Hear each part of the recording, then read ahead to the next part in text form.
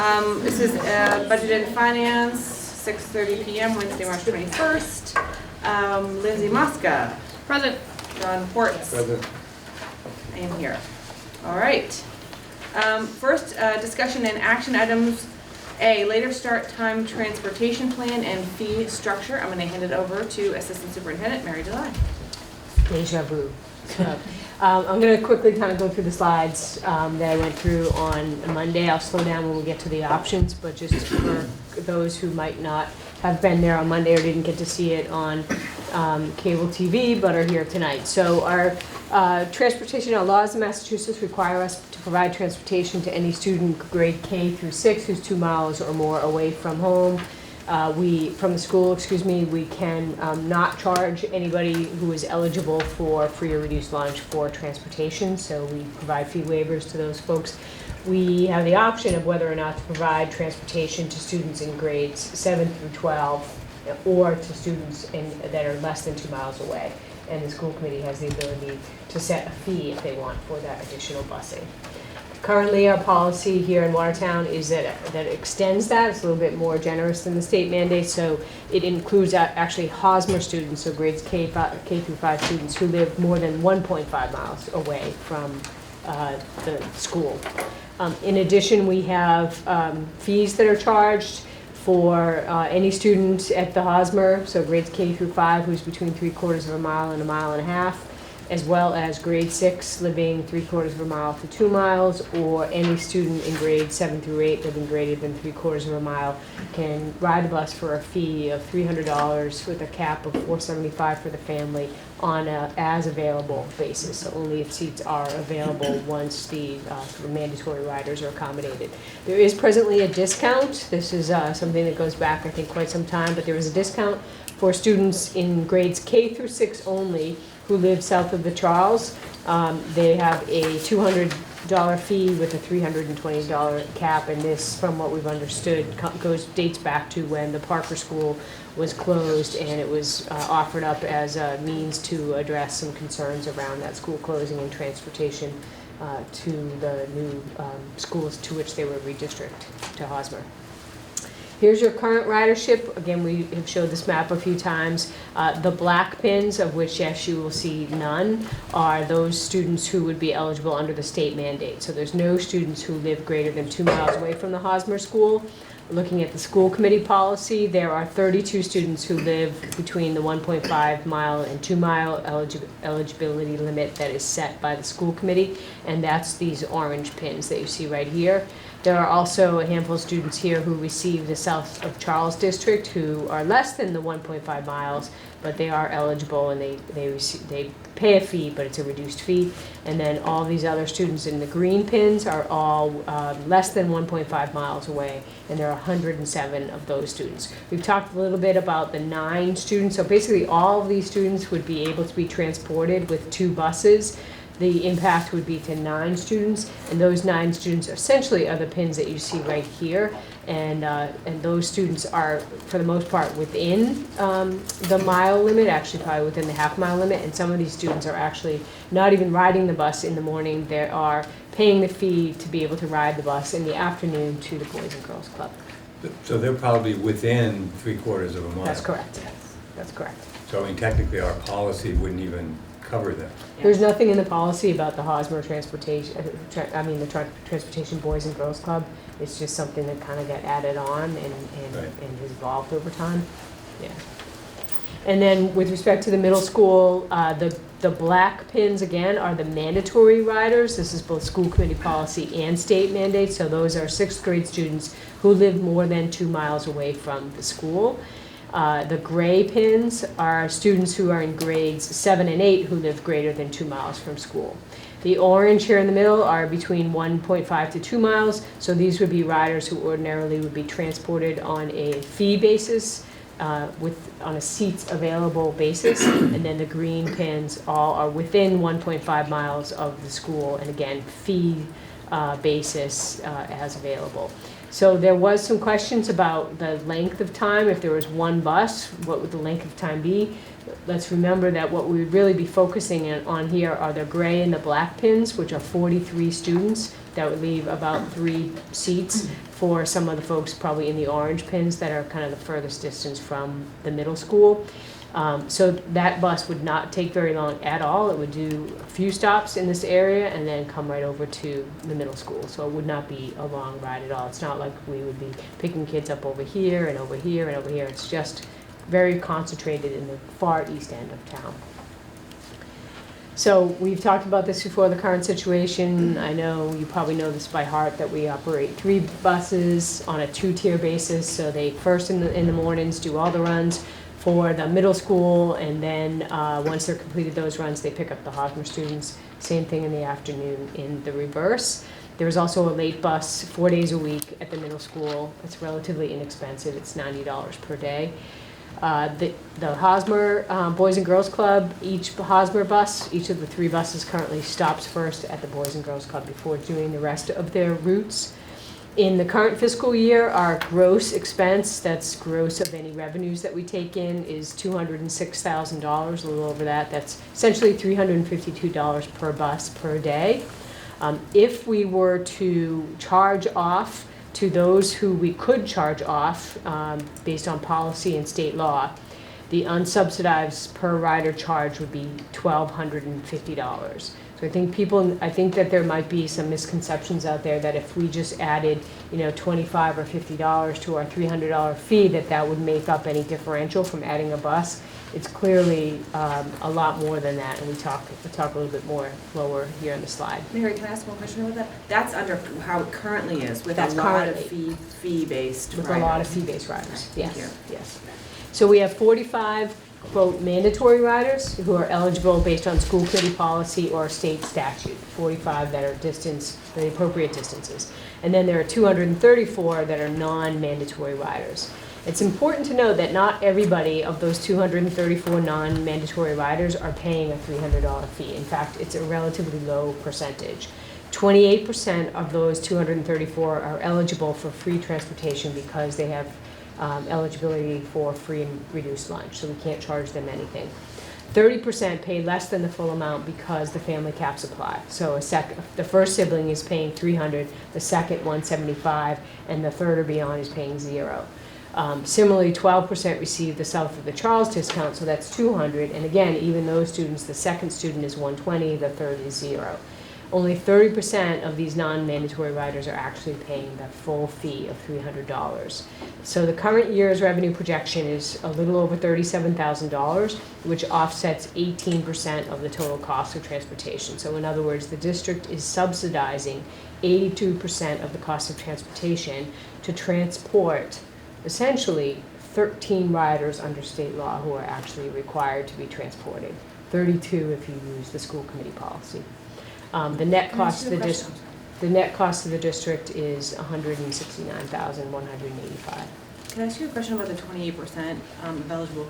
So these are kids that are getting free or reduced lunch, I assume, and they're eligible for free transportation because they're offered it. It's not a requirement to. It's not a requirement to transport them, but if they are along the route and they apply and they register and they get accepted to ride the bus, we can't charge them. Understood. Thank you. Yeah, we don't have to sort of create routes or create stops to accommodate them. They're not entitled to free transportation by virtue of being a free and reduced. They're just eligible for free transportation if they're eligible to ride the bus based on whatever criteria we establish as a district. Gotcha. Yeah. Thank you. Okay, the 45 mandatory riders, so that's 13 middle school that are greater than 2. And 32 that by policy, by school committee policy.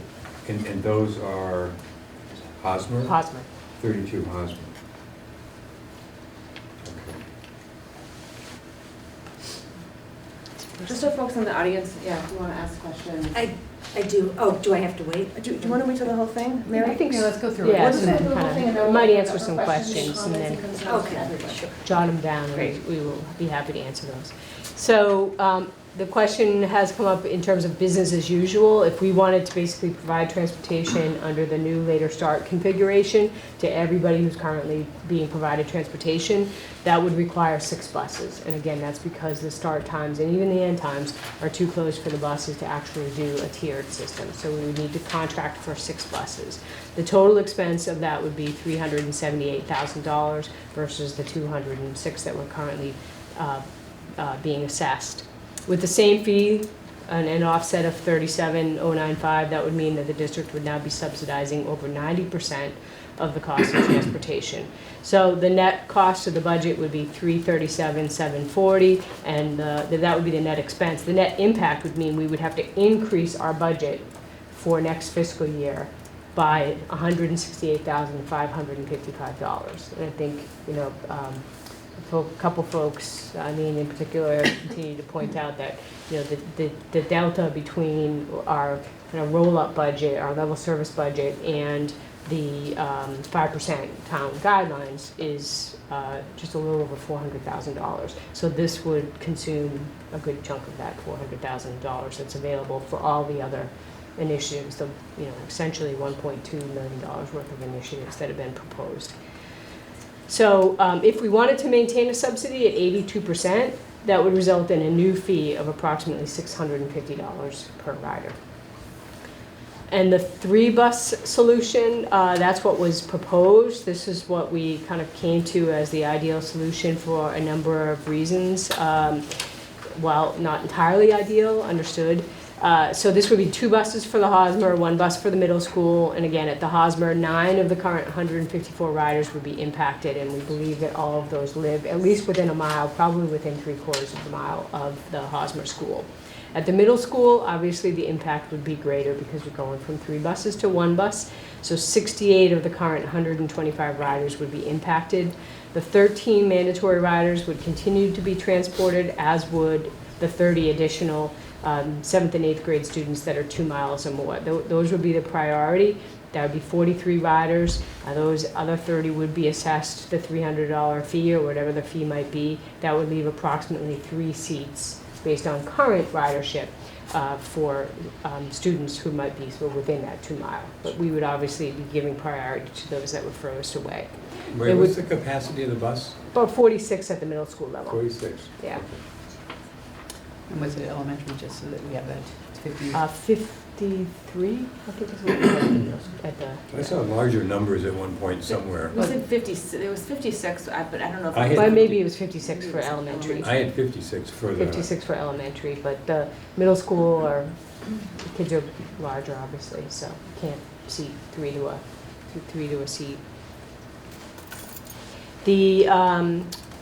The revenue under this scenario would be less because you'd have obviously 68 fewer riders who had been paying a fee.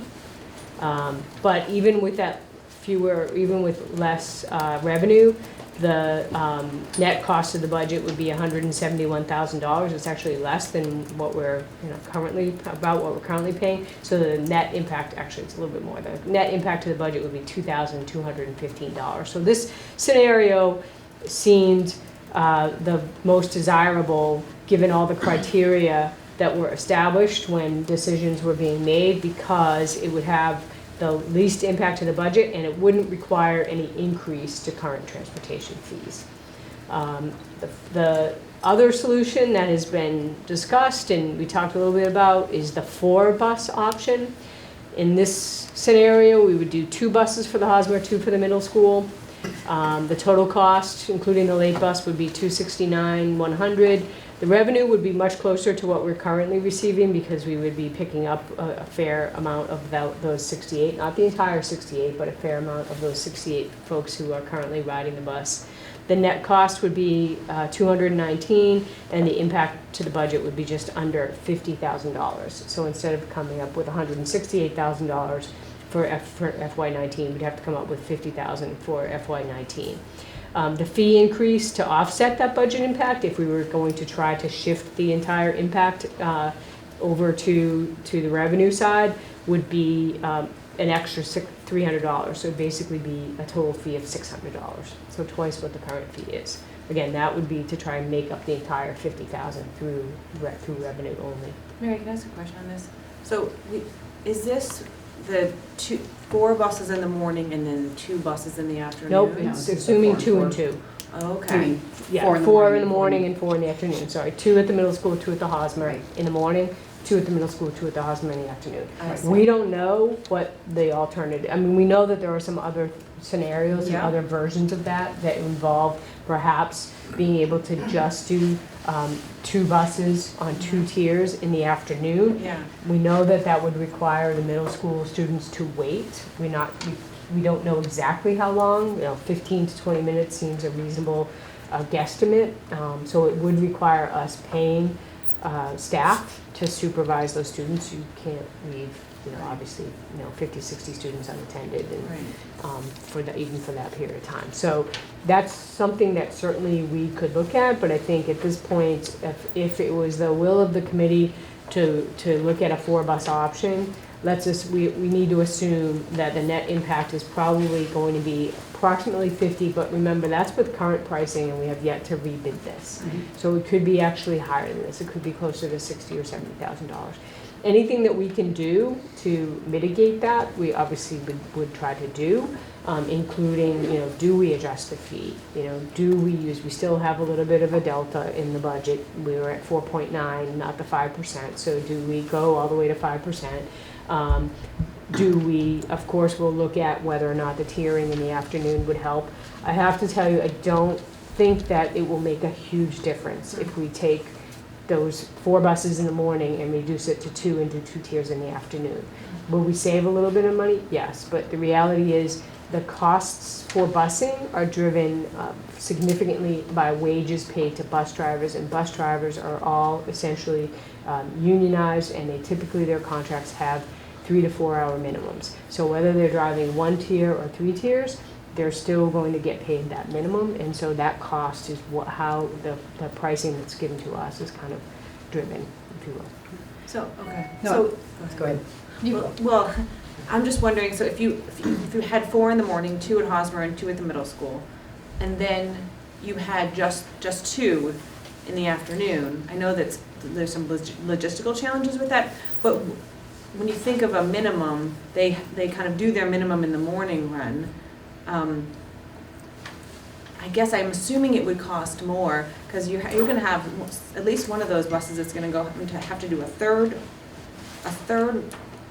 loop through to do the late bus too. So I just wonder if it would make more, how much it would save. I don't know how much it would save, but if you had those 4 to start, you just used 2 in the afternoon and you paid those 2 bus drivers, but not the other 2, and they did both the drop-offs for the elementary, drop-offs for the middle, assuming we're gonna wait 15 minutes for the middle school kids to each get 2 buses, and then one of them loops back for a 3rd tier for the middle school late bus.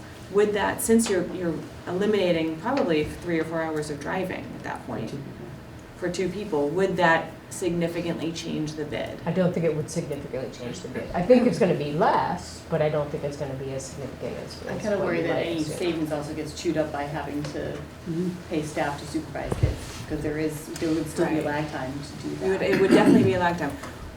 We what is significant in your mind? I want to make sure I'm thinking, like, significant for me is like, would it be a $25,000 difference? I'm thinking it'd be between $10,000 and $20,000. Okay, Yeah. So there'd be a difference. okay. Yeah. I mean, I You'd think. have 2 drivers instead of in the afternoon. In the afternoon, Instead of that's at 4. Yeah. Right. I mean, I think the uncertainty is the fact that we are right at this moment that we're going out to I bid. know, we just So don't know. if we were in the middle of the contract, then it'd be far easier to figure out what the logistics might be, but Right. that's not where we're at right now. Right, So I think that throws a little bit of a mystery into what the final right.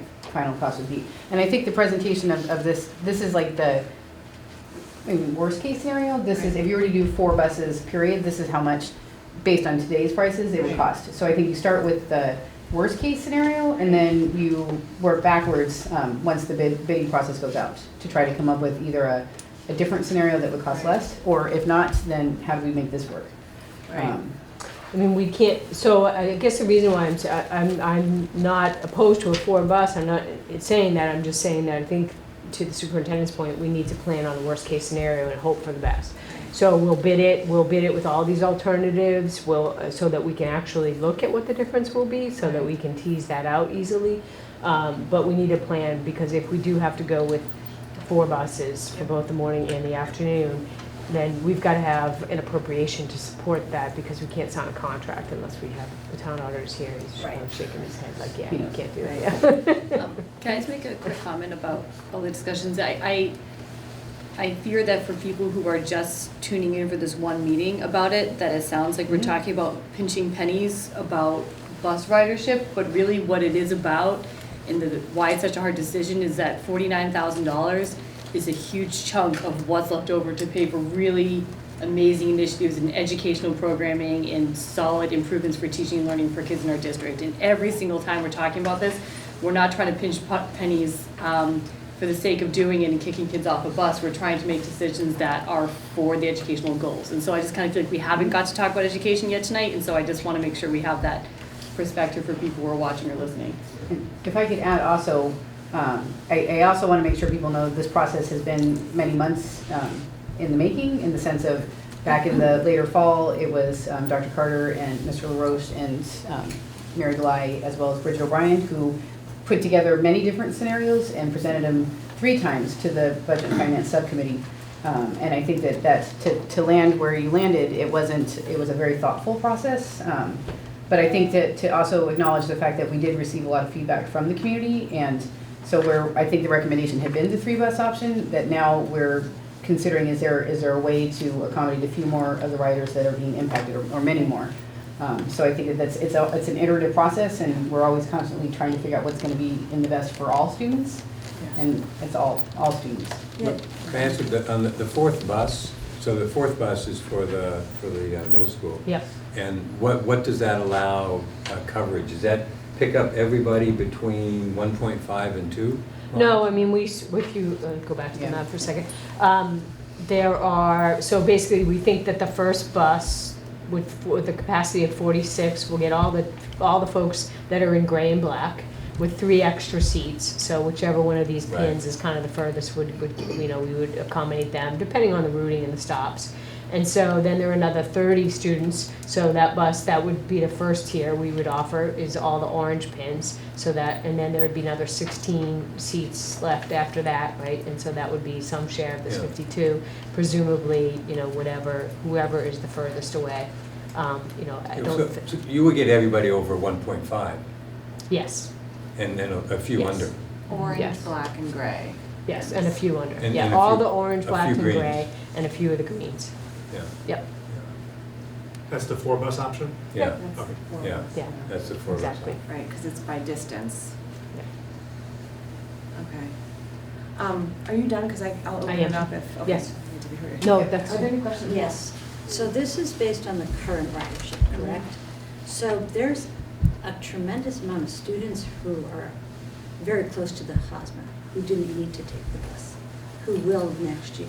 So this doesn't even include any of those families that would need to take the bus. You mean Is it- for For fifth the grade, middle seventh, school. sixth grade? Yes. Yep. Yeah. Some of those people will graduate out. Right. Some of the 8th Right. graders It's will gonna go be out, every year, some of this those, map will yes. change, you're right, and we'll have to make adjustments accordingly, but we do have to think about generally, where we're gonna go, but you're right. The It'll 8th change every year. the 8th graders will be gone. The 8th graders will be Yeah. gone.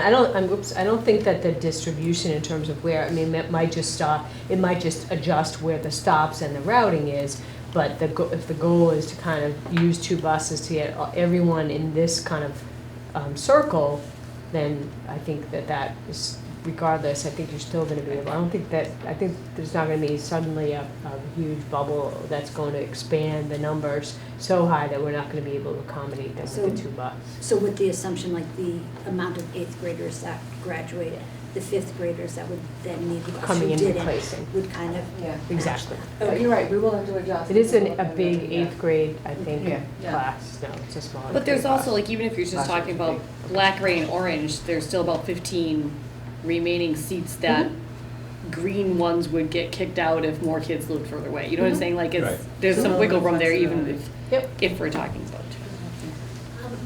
Excuse me, I have a few questions.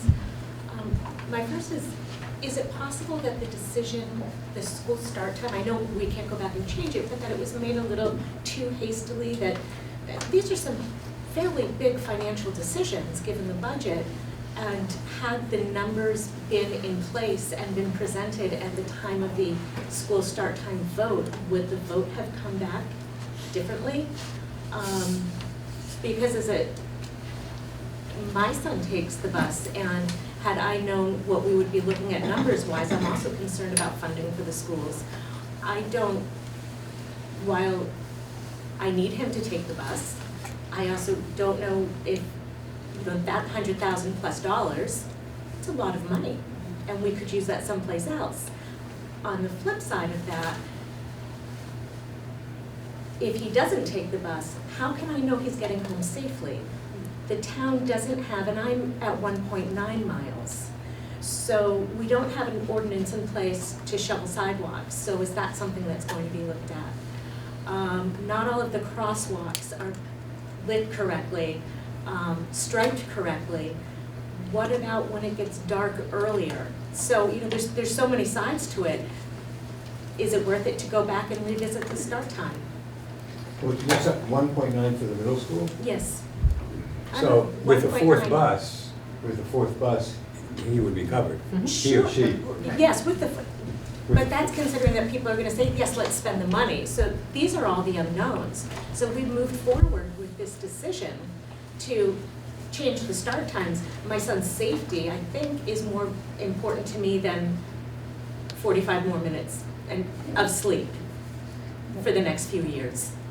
And to piggyback on that, if they're walking 1.5 miles to 2 miles to get to the school, that's the 45 minutes they could have been sleeping. So it doesn't really help the students. So that's a good point, because that had come up before, and we were thinking about, what does that really look like? So for a child that's taking the bus and has to be at school, and maybe Kimo can help me with this, has to be at school at 7:40, they're probably getting on the bus at least 7:05. At least 7:05. 7:15. So 7:15. Okay. If you're walking to school and you have to be there at 8:30, you're not leaving the house at 7:05 and 7:15. So you're still gaining a lot of time in the morning for sleeping in. I understand the You know point. how they dilly-dally in the morning? No, I have 3, I know. Yeah.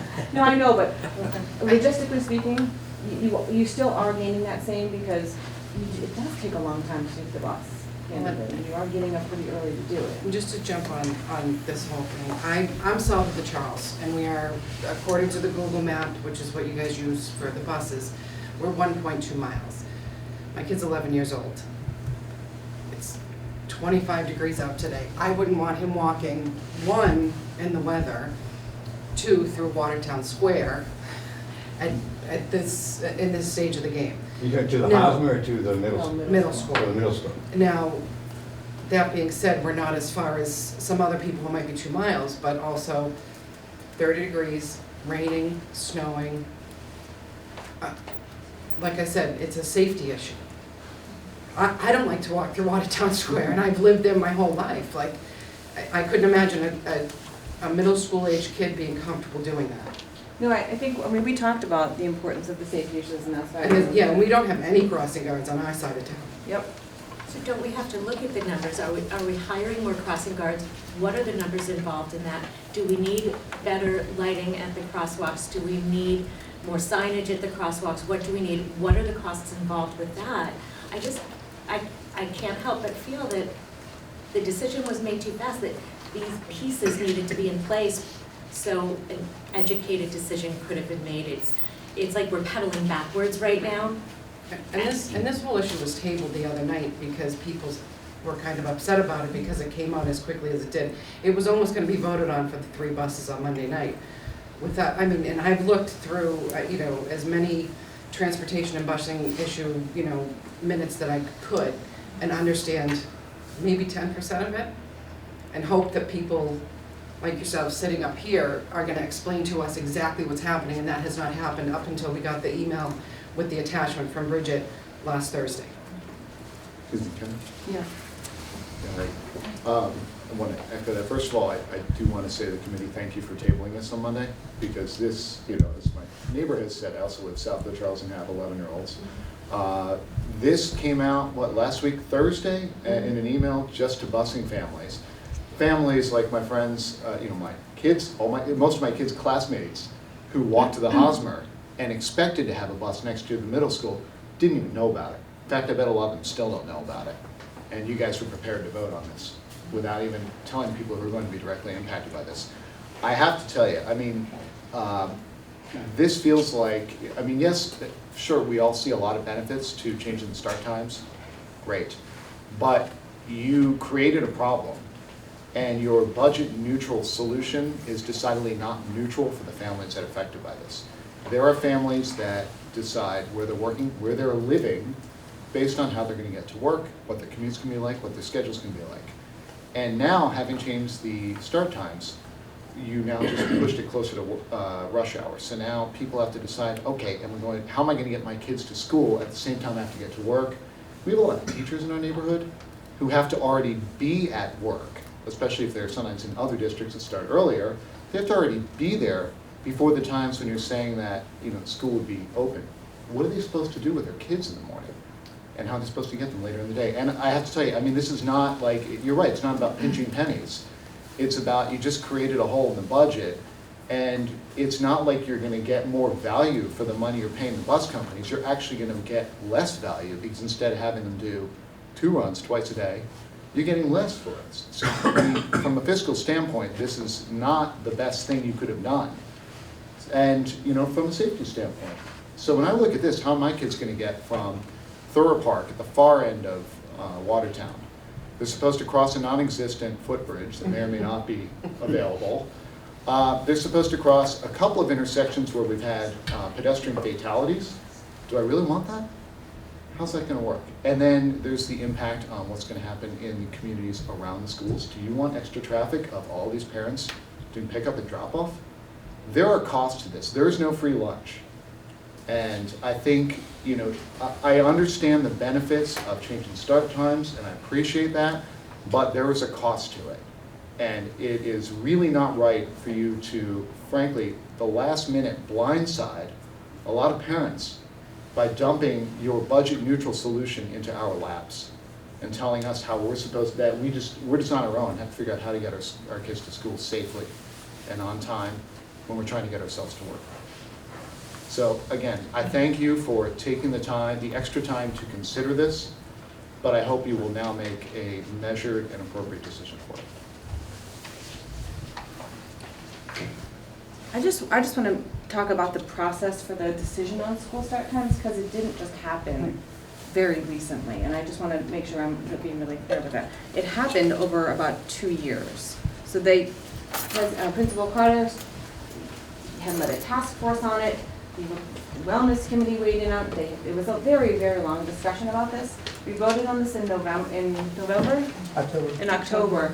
And you're right, we did know that there would be some transportation ramifications, and we still supported it because it was really about teaching and learning. It was about making student-centered decisions about their needs in the classroom, and there was so much data saying that this was really important for high school and middle school kids. So I just want you to know that we came to that decision from a place of a student-centered decision.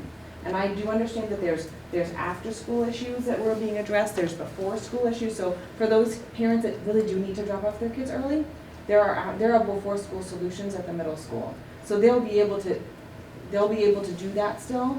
And that's part of the budget as well. We're making sure that at the Hosmer and at the elementary schools and at the middle school, they have a safe place to go if they do need to get there early. They can play at the gym, they can do their homework, they can do things like that. There's some after-school ramifications that are also addressed in the budget, but I just want you to know that we came to it from a place of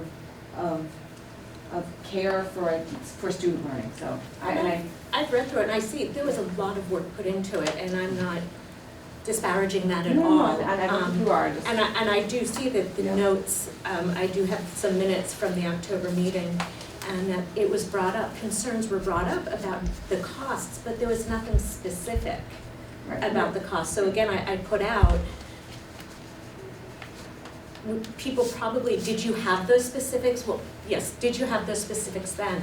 We absolutely knew that the worst-case scenario is that we would have to invest $180,000. And that decision was made knowing that worst-case scenario, it would cost $180,000 if the decision was made to try to keep the sort of business as usual solution. Was it presented that for the middle school, that there would be a loss of 68 seats? Because that's what people are going to. What was presented was the worst-case scenario to the budget Mhm. to accommodate all students would be $180,000. And then we were tasked with, well, what are some other scenarios that would balance the budgetary impacts with the transportation impacts? And so those were the scenarios that were presented, and the goal was to come up with a scenario that would allow for, would minimize the impact, be budget neutral, still allow for a middle school late bus. There were a number of criteria that were outlined, and that's why out of those 7 or 8 scenarios presented, that seemed to be the one that people landed on, even knowing that, yes, it would have this impact. There were discussions around, 7th and 8th grade students or impact could potentially take public transportation. It's the same exact cost, $300, as it would be for busing under our current pricing structure. So there were some mitigating factors that people thought would help with this. But I think way back when the decision was made, everybody was fully aware that it could have a budget impact of as much as, $180,000. So if the worst case scenario does go through, what would then be the cost per family for a child to ride the bus? Like if we keep business as usual, and if it's currently, you say 300? Oh, if you go to 6 buses. Yeah, if it's business, so there's no change, what is then the cost of the family? Well, you saw that the unsubsidized cost of what we're currently doing with the 3 buses, Right. 3 tiers, would be $1,250. And we are in no way, nobody's had made any suggestion that we should try to shift that much of the cost onto our parents and families. So we recognize that as a district, we have, feel strongly that there's an obligation to provide some level of transportation. The question is, where's that balance point? How much should the district bear and how much should families bear? And we've heard from a lot of families saying if it's a fee issue, charge us more. But I think that people were saying that thought that it was a matter of, say, adding $25, $50, not perhaps doubling the fee. And even at doubling the fee, you're still talking about the district is subsidizing well over 50% of the cost for riders that it's not required to transport under school committee policy or under state law. Right. One more thing is through this process, there was an understanding that we weren't following our own policy. And so when you look at this, we're not following state policy, we're not following our own policy. So over time, I think We're exceeding state policy. We're exceeding both.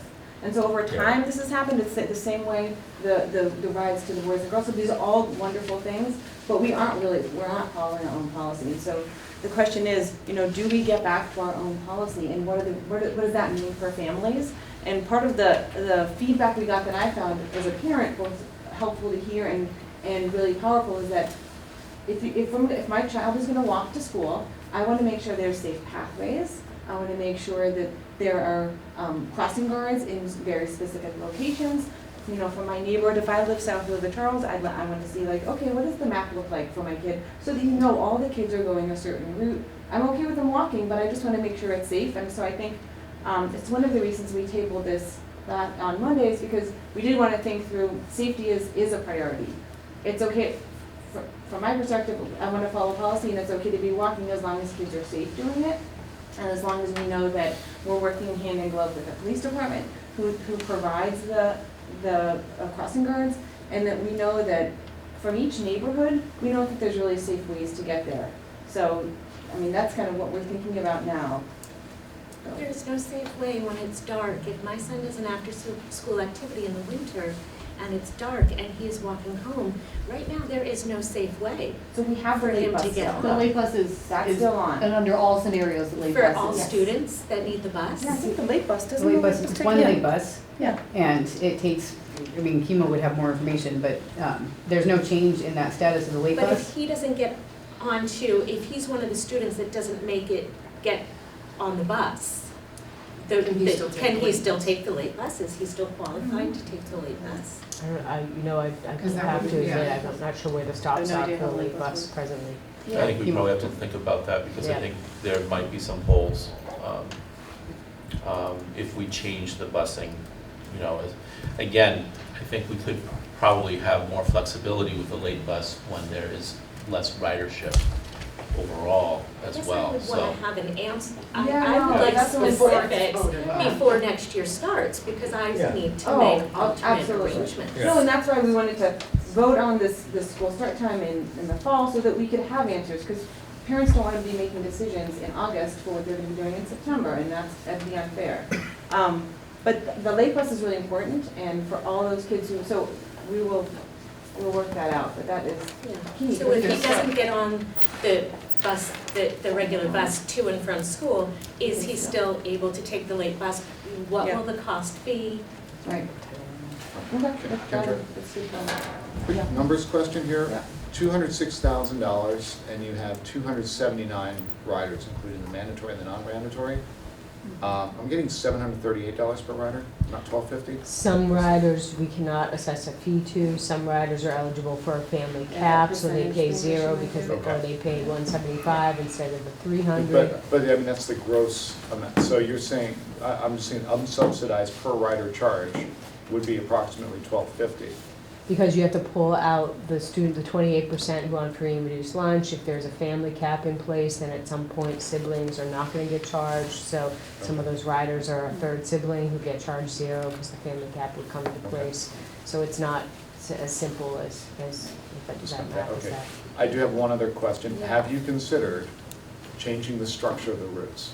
You know, for instance, if a bus just goes to a neighborhood and picks up everyone from K to 8, as opposed, do you have, you know, can a bus pick everyone up, go to Hosmer, drop them off, and then go to the middle school, which starts 15 minutes later anyway? I mean, do you have to have separate buses? We talked about K to 8 as one of the scenarios, and it wasn't, you know, it wasn't one of the directions that people were considering pursuing. It might be something that we do consider pursuing now if that's going to, I mean, it would require a lot of analysis. There were people that expressed some concerns about 8th graders and kindergartners being on the same bus. Significant enough, and so there were some who, you know, I think would insist that we have monitors on the bus. That obviously is going to bring with it an additional cost. So I mean, we're absolutely willing to look at all these scenarios. You know, part of the urgency here is that we kind of just need to get a procurement on the street to see what we're faced with, and then work with whoever is able to offer the most competitive rates for us, and work with them to get creative about how to solve this, such that we can continue to bus as many of the current students as possible and still have, you know, an impact to the budget that's as minimal as possible. I'm not saying zero, I'm just saying that it's something that can be absorbed and is acceptable to the school committee in terms of what they're able and willing to give up in the budget to fund the incremental cost. So Mary, what we actually need to decide is not exactly how the buses are going to be used, but how many. What we will need to do is, and you know, we can get very creative in how we ask for pricing. That said, you don't want to get too creative because I think you'll confuse some of these vendors. Not But touching that. I think, you know, if we say we believe we will need 4 to 5 buses or 4 to 6 buses, please price out what it would be if it was this scenario, please price out what it would be if this scenario, please price out this scenario. And then we could look, and that allows us to kind of compare apples to apples and decide, you know, under these various scenarios, this bidder is the most advantageous to the district, and so that's who we're going to go with. And then we would set to the details of, we don't talk about routing and stops until we know exactly what we're looking at for a population. And so we never know, I mean, especially under this scenario, over the last several years, we haven't had to change stops because you're talking about pretty similar populations. This would require us, and we certainly wouldn't even think about where those stops would be or how those buses would run. I can't tell you right now if we would run a bus that would be south of Mount Auburn and north of Mount Auburn, if it would be, that's really the bus company's expertise, and we would work with them on that, as well as the police department in establishing safe stops. But obviously, yes, routing would be a factor that would help us be able to minimize the impact. So a question, so if we were gonna, let's say we bid 4 buses, for example, for this year, and we see that they come back with a $50,000 delta in terms of the difference between what we bid and what would they be expecting. Since we do have that 4.9 to 5%, could we potentially split that cost with families so that district picks up 50% of that increase and the families pick up 50%? And what would that mean? So this is really back of the envelope, I know, and and I I- need to say it. So I think you'd be looking at about 150 per family additional. So instead of 300, it'd be 450. Okay.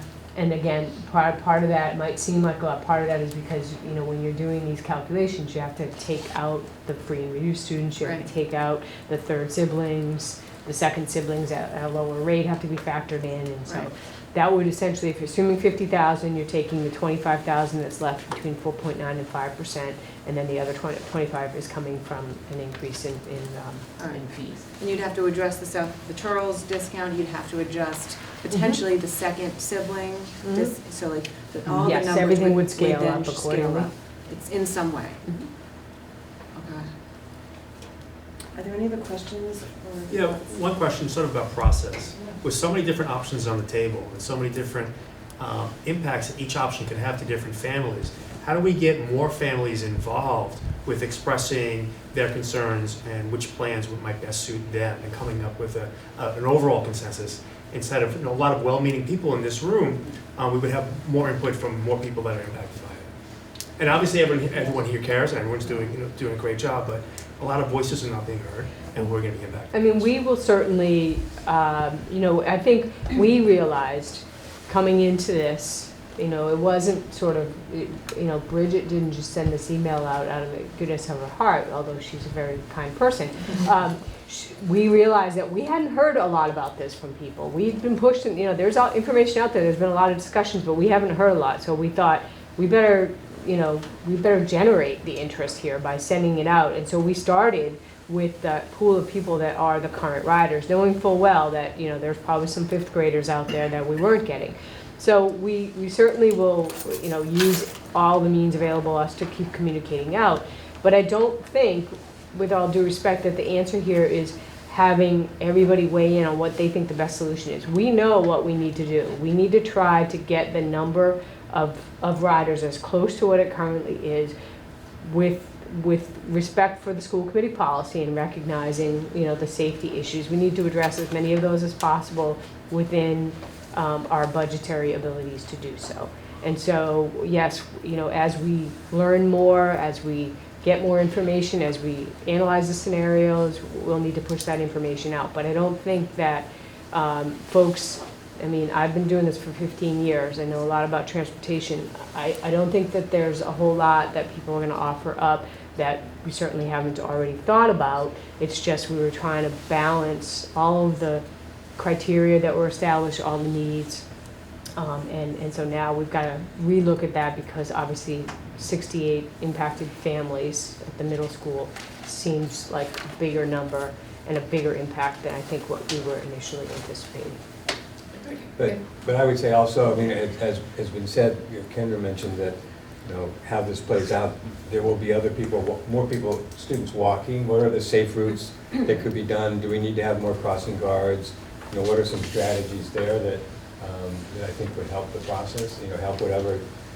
And certainly we can, have opportunities for parents to weigh in on ideas about that. And so, there's still discussion that can be had. Yeah, maybe even online surveys. And I know you've been doing this a long time, and I totally respect that. But so some way to get more input from people that's easy to generate and easy to to quantify. If I could just make a suggestion with the communication part of it, I think a lot of people didn't look at particular minutes or stuff like I had said because people can't decipher it.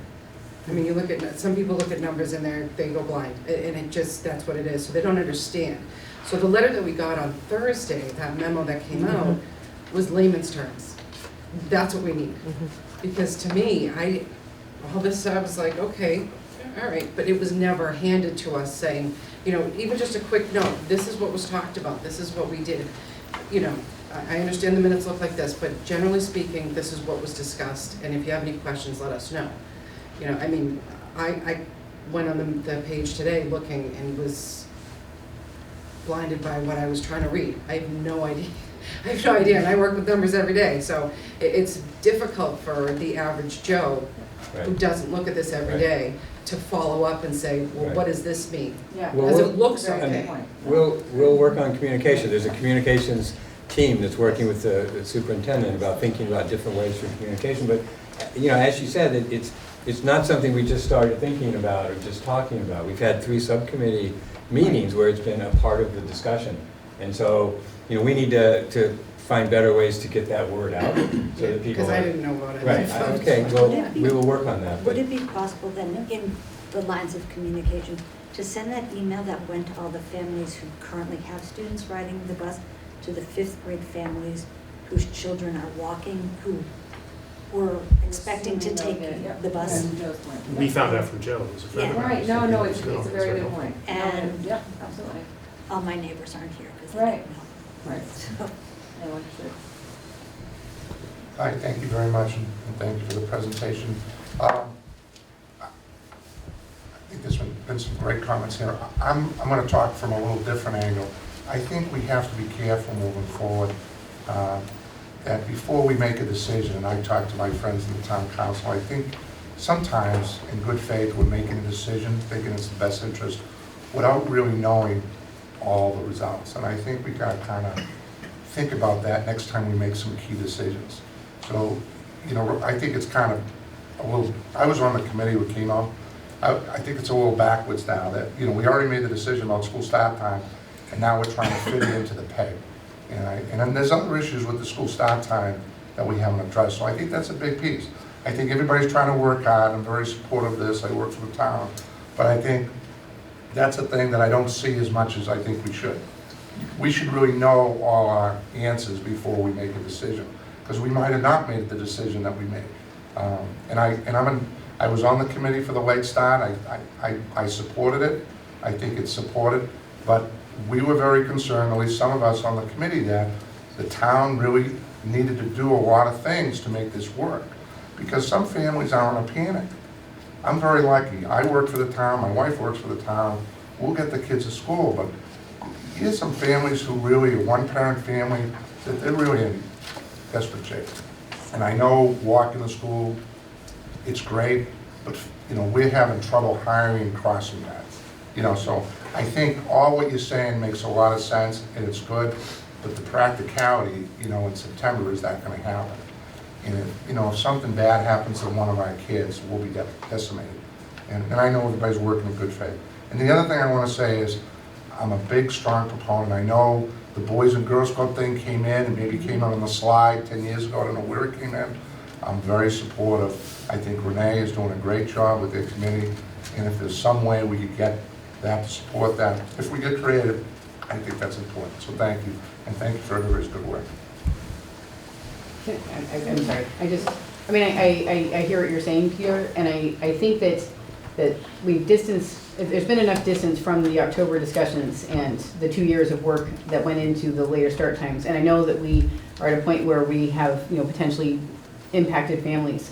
But I go back to the discussions that were had around the start times, and I think that the passion about what we were trying to do for our students, maybe you're right, maybe it made the decision go in a way that, sure, maybe we should have figured out some of these things before, but I think that we, at that moment, realized that this was necessary for our students. And so you're right, that, you know, when you make a decision first and then you try to figure out the pieces later, maybe there's a better way to do that. But I think that in the end, I don't know if it would have changed the decision, even if we were to say, well, we have to look at busing differently, but the overriding decision for the 2,600 students in Watertown was that having the later start times was going to have a greater benefit to student learning and health. And I mean, there were so many factors in that decision that were tremendous. And now I get it. And now we're focused on this decision. But I think I don't want to lose sight of the larger reason why we made that bold that decision to have the later start times. And I'm very optimistic that in the end, this will benefit all of our students. So we got to figure this out. I get that. I just know that in my heart that this was a right move to make. So, and I came late to the game, but certainly embraced the notion of doing what's best for kids. Thank you. Kimo? When we presented our proposal as the school start time committee, we presented two scenarios. One was having the elementary start a little earlier so that we could continue the two-tier busing and not have this issue. And one was to have what was voted on by the school committee. Between that, there was, I don't know how many forums you had, from school to school and all stakeholders. I think the consensus from the community was that elementary school start times shouldn't change that much. And therefore, we have this issue as far as that. So I just want to be clear about sort of the process. We knew about the costs for busing. That's why we made those two scenarios. But then when we evaluated those two scenarios in all these public forums, I think the consensus was that the best scenario was to try to keep the elementary start times fairly consistent and just move the middle and high school start times, which led to the single tier busing. Were people aware of the single tier busing when they, because I had no idea. It was discussed at every one of them. And I read it every minute, and I, like I said, because to me, this is a shock. The busing tiers was discussed as part of that community forum, because when it was about school start times, which was even further back than when the budget part of this conversation started, because all of that was part of, what is the cost to student health, et cetera, and sleep, and what is the cost financially of not splitting the elementary school and the secondary schools. And so that sort of was the consensus from most community forums back in start time conversation. It was a 7:50 a.m. versus an 8:15 for elementary schools, and it was pretty overwhelming, the support. And what part of it was, there will be costs, and there were other costs too. So if you started at 7:50, you would have some after-school costs. So there were costs either way, but we were all very well aware that the transportation was going to be the big one. If families really felt very strongly that the 8:15 for elementary was better for kids. So I think it's important too that we had a task force in place, and that task force had a student, and it had students, and it had parents, and it had community members and school administrators on that committee. And even Pete, you were there, and you were there at the meeting where this decision was made by the school committee. And I don't remember anybody standing up and saying, hey, I think you're putting the cart before the horse, shouldn't you figure those out? I mean, you were very kind to stand up and support this vote, knowing that those pieces hadn't. So I think it's a little disingenuous to come in Monday morning quarterback. But I think that we all knew that this was important enough for our kids that we would figure out a way to work it out. And I think we will. And we did send out correspondence, and you are all here, and we're having thoughtful discussion, and we will get to a place where, and it might not be that everybody is completely 100% satisfied, but we will get as close to mutual satisfaction as we possibly can, understanding all of the pieces of this that are in play. are there any other? Yes. I just want to touch base on a couple of things. First of all, I like the way you were thinking about using the additional, raising the fees. It's quite significant, but maybe there's a balance there that we can come up with that shares the sacrifice between the school budget and the families that are affected. So I think that we should be looking closer at that. This is kind of like the policy of the school committee that says we're determined to keep class size at a certain level. We talked about, we only have to bus, I think, 30 kids by state law? Actually, less than that, by Okay. 13 by state law. 13 kids Yeah. by state law. That's a policy. So I think we also need to have a discussion with the policy subcommittee about, is this the policy that we want to do going forward? It's difficult to take something away from somebody once you have it, and that's causing the pain here, and I understand that. Shared sacrifice is one way to look at it, but it's also a policy that we need to look at. And when we talk about adding crossing guards and streets and sidewalks that aren't shoveled, that's another hurdle, because that's a town budget, the town would have to pass an ordinance which twice has failed. So I think, the broader picture is more difficult, but I think a shared sacrifice here, and again, revisiting the policy and gathering the people together, let's talk about the policy. And somehow, that's not gonna happen right away. We have to make a decision as we go forward. Maybe the bids will come in less than we hope, but you never know. That's a nice idea. Yeah. I like what you're saying about the policy though, because I think a big part of, I don't think any of us on the committee were expecting the tangled mess that we found when we actually looked at who these people were riding the bus. And when we started to see they live 3/4 of a mile from the school, why are they on the bus? And sort of the, this kind of thing, where once you have it, it's hard to take away, but so many kids have started taking the bus because we've carried 3 buses on 2 tiers for so long, there was empty seats.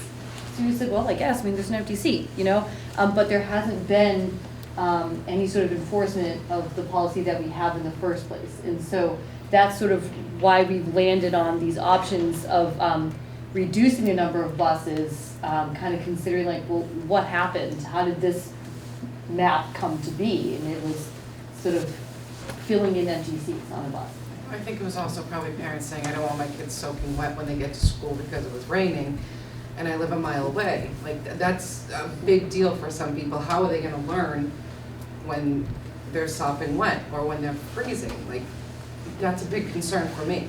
No, I absolutely understand and share that concern too, with safety and making sure kids get to where they need to be safely. I think to Lindsay's point is, since so many kids are ride the bus now that by policy, we don't bus, that happens over time. And, there's 5 extra seats, so these 5 kids hop on, there's 10 extra seats, so these hop on. And then it just becomes kind of history, it happens every year. So I think that's her only point, not that kids should be driving. Not that there's no other reasons why kids are on the bus. I'm just saying that there's good reasons, but. No, Yeah. but those are the reasons that they're allowed to be there, because they're on the extra seats. And it's a great thing that we have, that we're able to do that, because, even my high schooler, up until this year, a lot of days was walking, or, we'd have to shuffle around in the house to get him a ride to school so that one could get on the bus. It was just, crazy mess. But that's, to me, I personally, and I know this won't be for everybody, I would pay the 600 or even 700. I feel like for 10 months of transportation, $700 is not a huge thing, if I can anticipate that it's coming. I echo that sentiment. I'm glad to pay more money, to have access to the service. All right. Are there any more? Okay. So now. I would argue certainly for the 4th bus, because I think that allows to pick up students using that map kind of into the green a little bit. And to the point about policy, we actually, I think we're prioritizing, in this case, we're prioritizing 7th and 8th graders, who the state law doesn't say we even have to do anything for them. But we're prioritizing 7th and 8th graders that live further away. In a sense, we're prioritizing them over students that live closer. And I'm okay with that. I think that makes sense to me.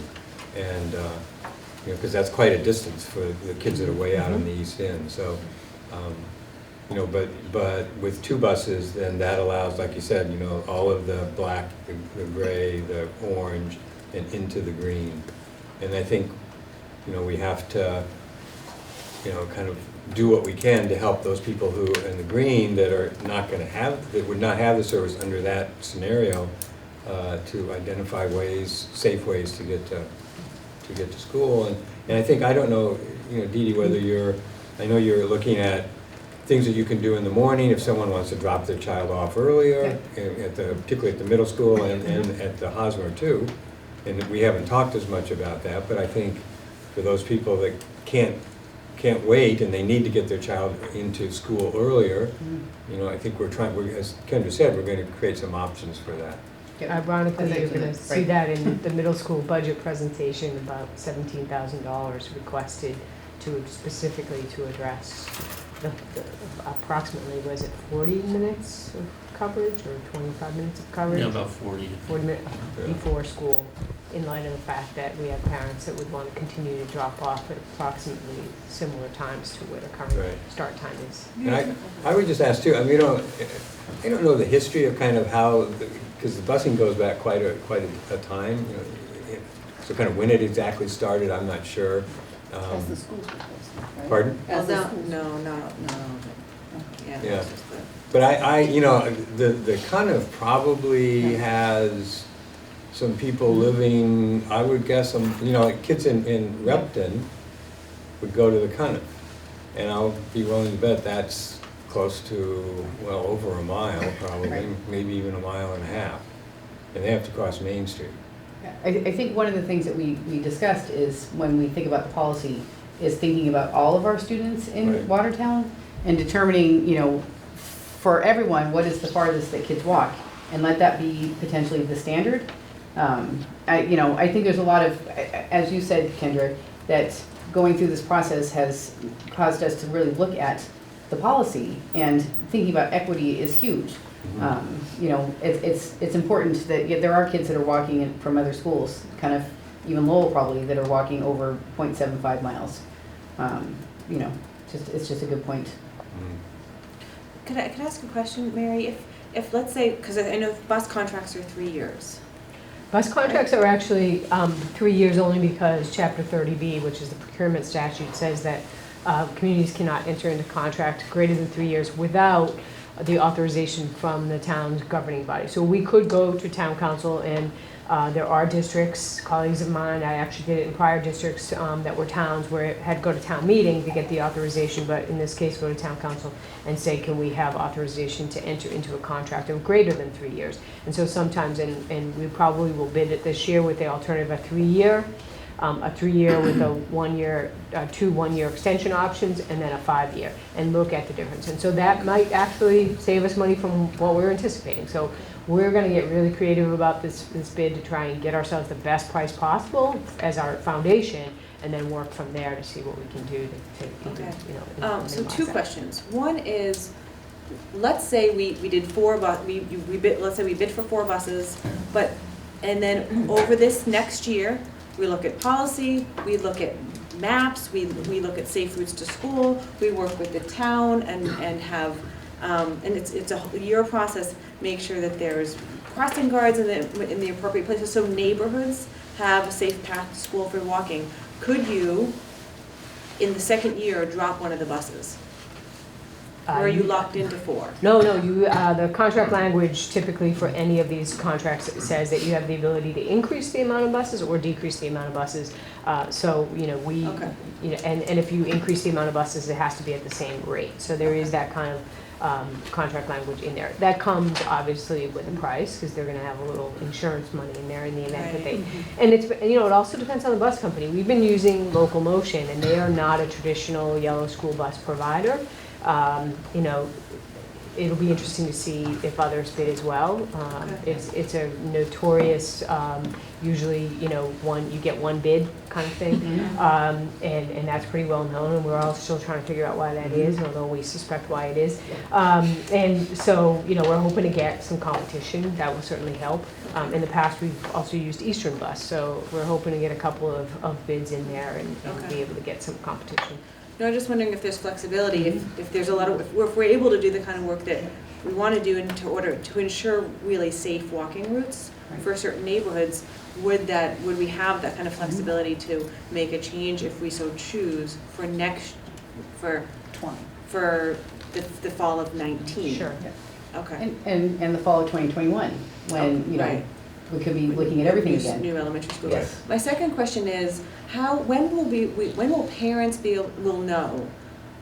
Yes, I have a bus, no, I don't have a bus, based on the bid, just because the parents need time to make decisions about how they're gonna have things ready for the fall. Yeah, we have the core of the procurement documents in place. We just have to do the pricing sheets, and we were waiting to see kind of where we thought we might fall. And so once we do that, we'll get that out on the street. We'll probably have it out on the street for 2 to 3 weeks. The minimum is 2, but for this bid of this complexity, probably give vendors 3 weeks. And then we just review them, and we're ready. I mean, my goal since I've been here is always to get the registrations out by the middle of May at the very latest. I know in the past they've gone out over the summer, but I always feel like we lose people over the summer, and then they kind of show up that first day of school like, what? So, you know, mid-May, get that information out so that we would have, you know, an idea before the school year ends of who we would be able to accommodate and what they would be looking at in terms of bus routes, bus stops, et cetera. Okay. All right. I think bidding for 4 buses, makes sense, and kind of figure out what it looks like, and at that point, figuring out what the routes look like, what the, you know, is it K to 8, is it K to 5, and a 6 to 8, and we can take a look at that. Okay. Lindsay? No, I think I'm good. I mean, for, And I think one question is whether we make an argument to change the fee structure. I mean, that's Well- been talked about. I'm not as pushed on that. I mean, I do think there's a kind of a joint sacrifice going on here. I mean, you know, we're trying, the district within its budget is going to try to take a hit. We're not keeping it. It's not going to be neutral to the budget. It's going to cost something. I mean, the loss on the community side is really not the people who are continuing to use it, but those people that won't be able to. And so, you know, increasing the fee doesn't help them out, it doesn't change their situation. They have to accommodate that. The people that will continue to use the buses are benefiting and continue to benefit. So, I mean, we could raise the fee, but I'm not. I think we'd have a much better sense of that when we have our bids Yeah. back. And I think if we Okay. can limit Right. that. Well, that's true. You'll have- Then we'll certainly work to do that. You know, I think that is also a little bit more of sort of a policy discussion about what is an appropriate amount to subsidize, but at the same time, let us get those bids back and kind of have an understanding of what that incremental cost will be, and then Yeah. when we bring that back to the committee, if we feel that that's necessary to try to close a, you know, budget gap, then we certainly can put forth a recommendation. yeah, I think we still have enough information. Okay. for the- Okay. But I do feel comfortable saying we share the sacrifice. So if it is, as you outlined, in fact, $49,000, and we, you know, the district pitches in 25, and we look at, and you increase the fees based on the other 25, you know, we don't know what the numbers will be, so it's all speculation at this point, but since we do have that $25,000 delta between the 4.9 and the 5, I think that is a reasonable place to start. Yeah, so I'll make a motion to recommend to the full school committee a 4-bus option as described here. So I'll make that motion. Second. All in favor? Aye. Aye. Opposed? The ayes have it. All right. Okay, So that'll go on the agenda for the school committee at the next session. April 2nd, that was April one. 2nd. Thanks. Thank you all for coming. Thank you. Thank you. Next on the agenda is the elementary school, is the reports. So we actually reviewed the finished elementary schools last night, and so we're gonna move right next to secondary schools. And we have high school and middle school principals here. So I- I'm gonna hand it over to the superintendent. No, they can have the, right. So just as I did last night, I want to ground the discussion that we're having this evening on those 3 budget goals that we established as a group, as not just the school committee, but the school department as well. And those 3 were to support educators' instructional practice to meet the needs of all students, and we emphasize all means all. Create systems of support to achieve the district's strategic objectives, and to ensure that existing programs and initiatives continue to the point of being sustainable well into the future. So I think as we look through our secondary presentations and we hear from our principals, you will see that everything that they have proposed and their own priorities are completely aligned with what it is that we set forth in terms of our budget goals, as well as those short-term strategic objectives that we had put together back in the summer. So in terms of enrollment projections at the secondary level, we see a very similar trend that we saw with our elementaries as well. That there is not, there's a slight increase, but it's not as dramatic as I think sometimes people perceive in the public in terms of all the building that's going on in Watertown and how's that going to impact our schools.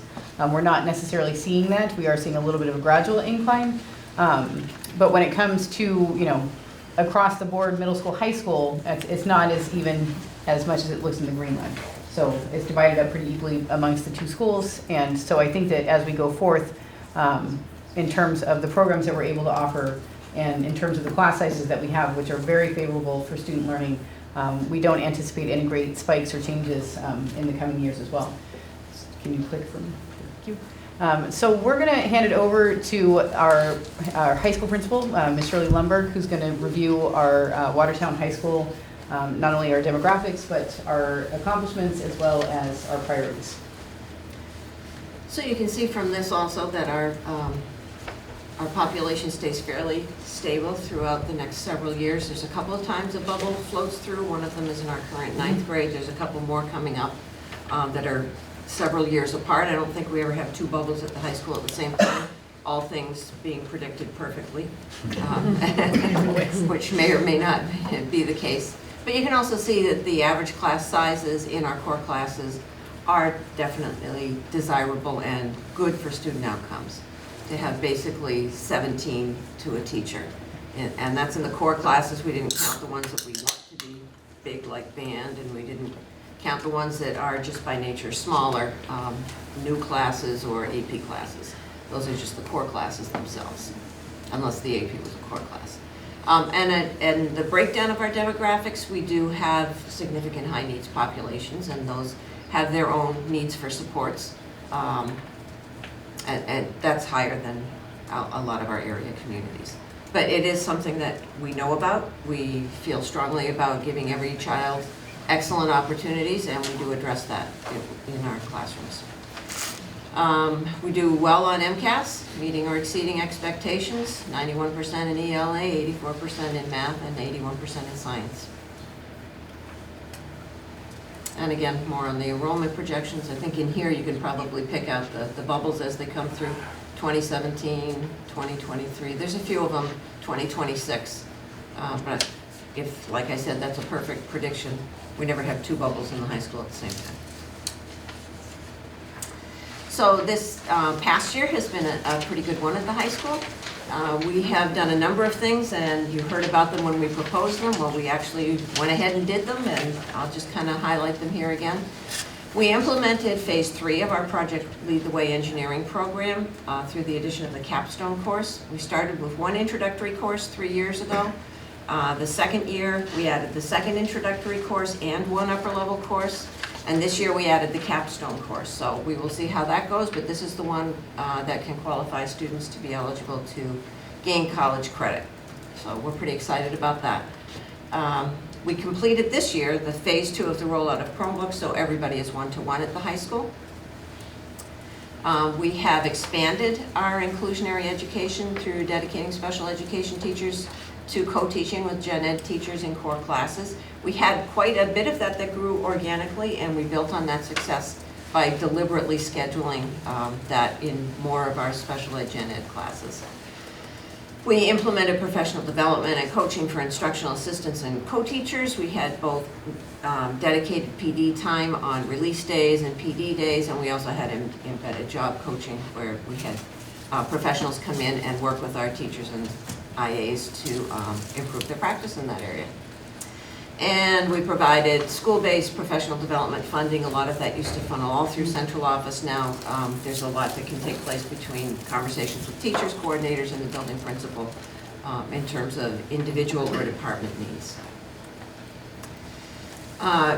Thrilled about adding enough money for our mentoring program that we have one-to-one mentoring. Some of our new teachers in the past had one teacher would have 5 mentees, and that's just not as effective, obviously.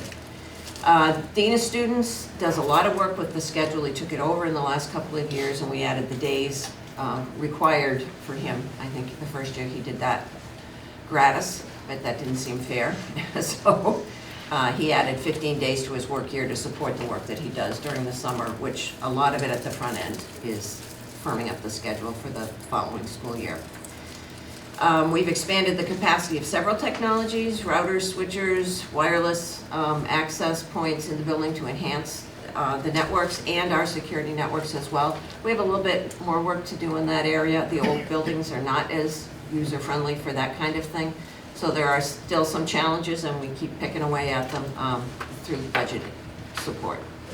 We implemented updated texts this current year for honors physics, honors biology, AP biology, and the U.S. history, college prep, and honors classes.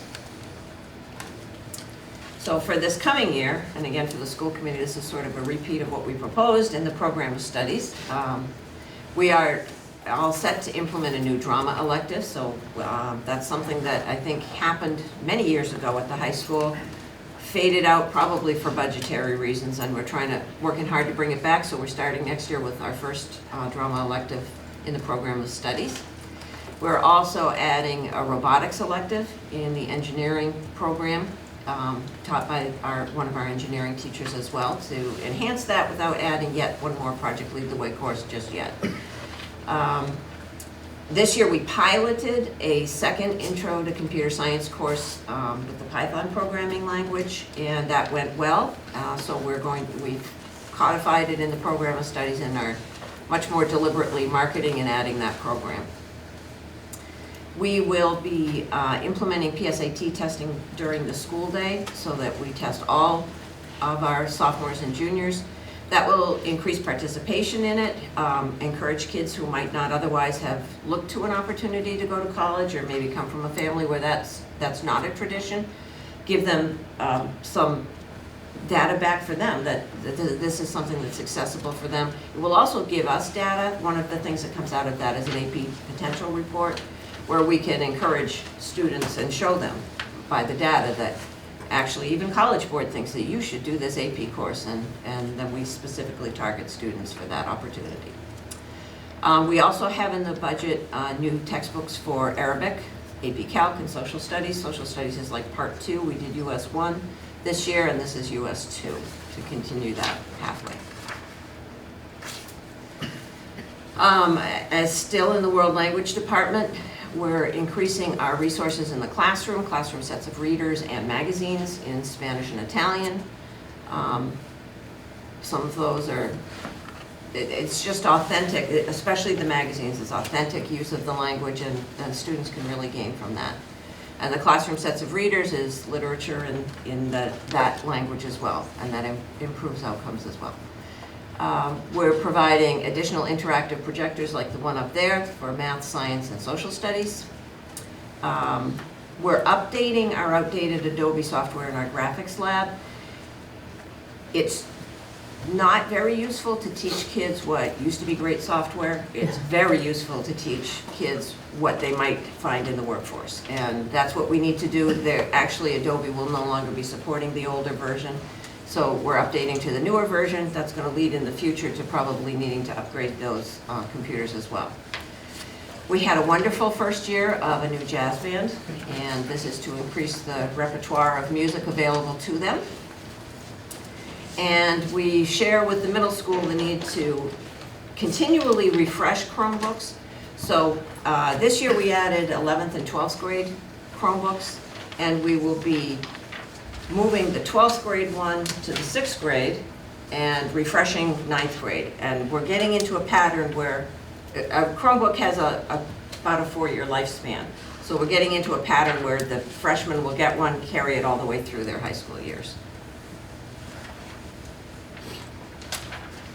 So this is a little dense, but I can go through it one at a time.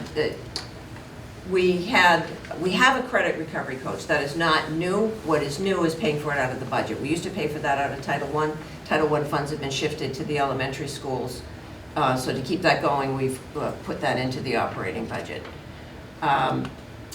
We are increasing our one of our adjustment counselors. We have 2.6 adjustment counselors. We're bringing one of them to a 1.0 to increase mental health services within the building and counseling services.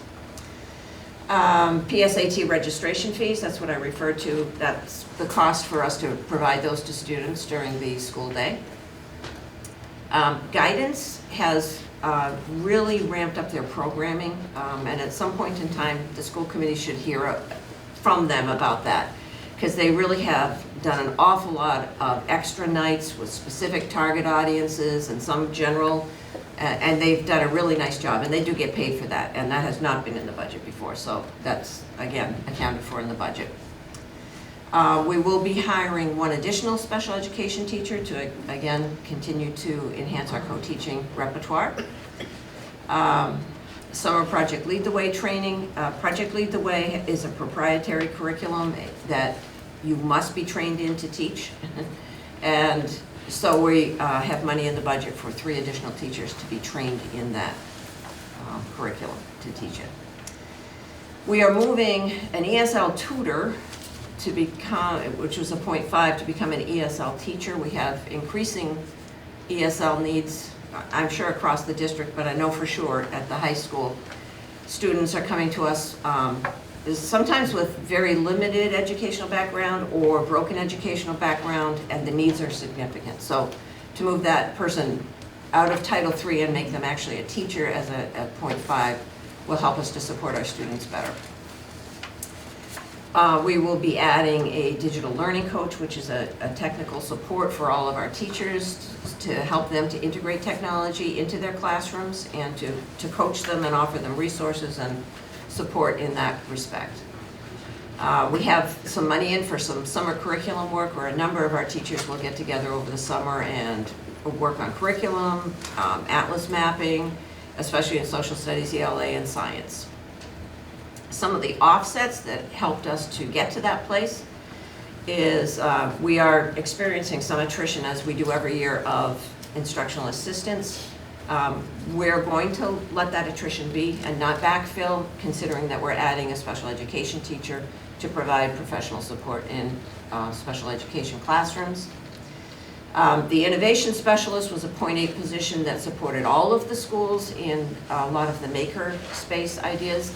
The digital learning coach can do that within the high school, and it will be now a high school-based position to do that. So in addition to supporting teachers in the classroom, part of that support will be drawing them into the Fab Lab and the uses of that for supporting curriculum as well. And we do have a little bit of a shift in our world language department. We are not eliminating any curriculum. One of our coordinators will pick up, we had a part-time job, will pick up those 2 classes and teach those. So there's a little bit of a savings there. Is that it for me? Yeah, these are just sort of the budget overview, so people can see that this is the high-level summary that includes regular ed and special education. So this is salaries, the next chart is expenses, and then you see separate charts for the tables for regular ed and then for special ed. And for the most part, you can see the FTE changes that Shirley talked about in her presentation, which is driving the increases that you're seeing here, or the decreases in some cases.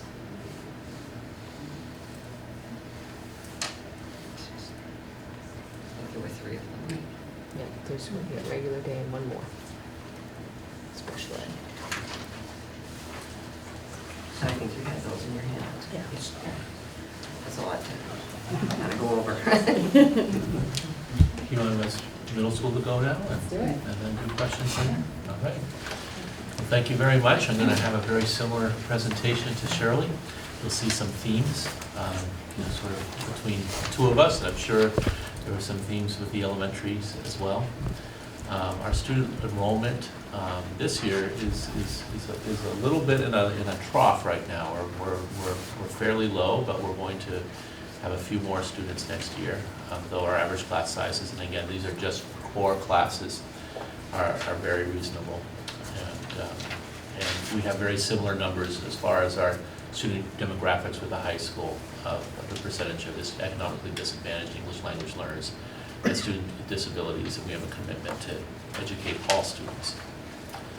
Our MCAS scores, we need to improve them. I think one thing that you need to be mindful of, though, is that the state averages are much lower in the 6th, 7th, and 8th grade than they are in the 10th grade.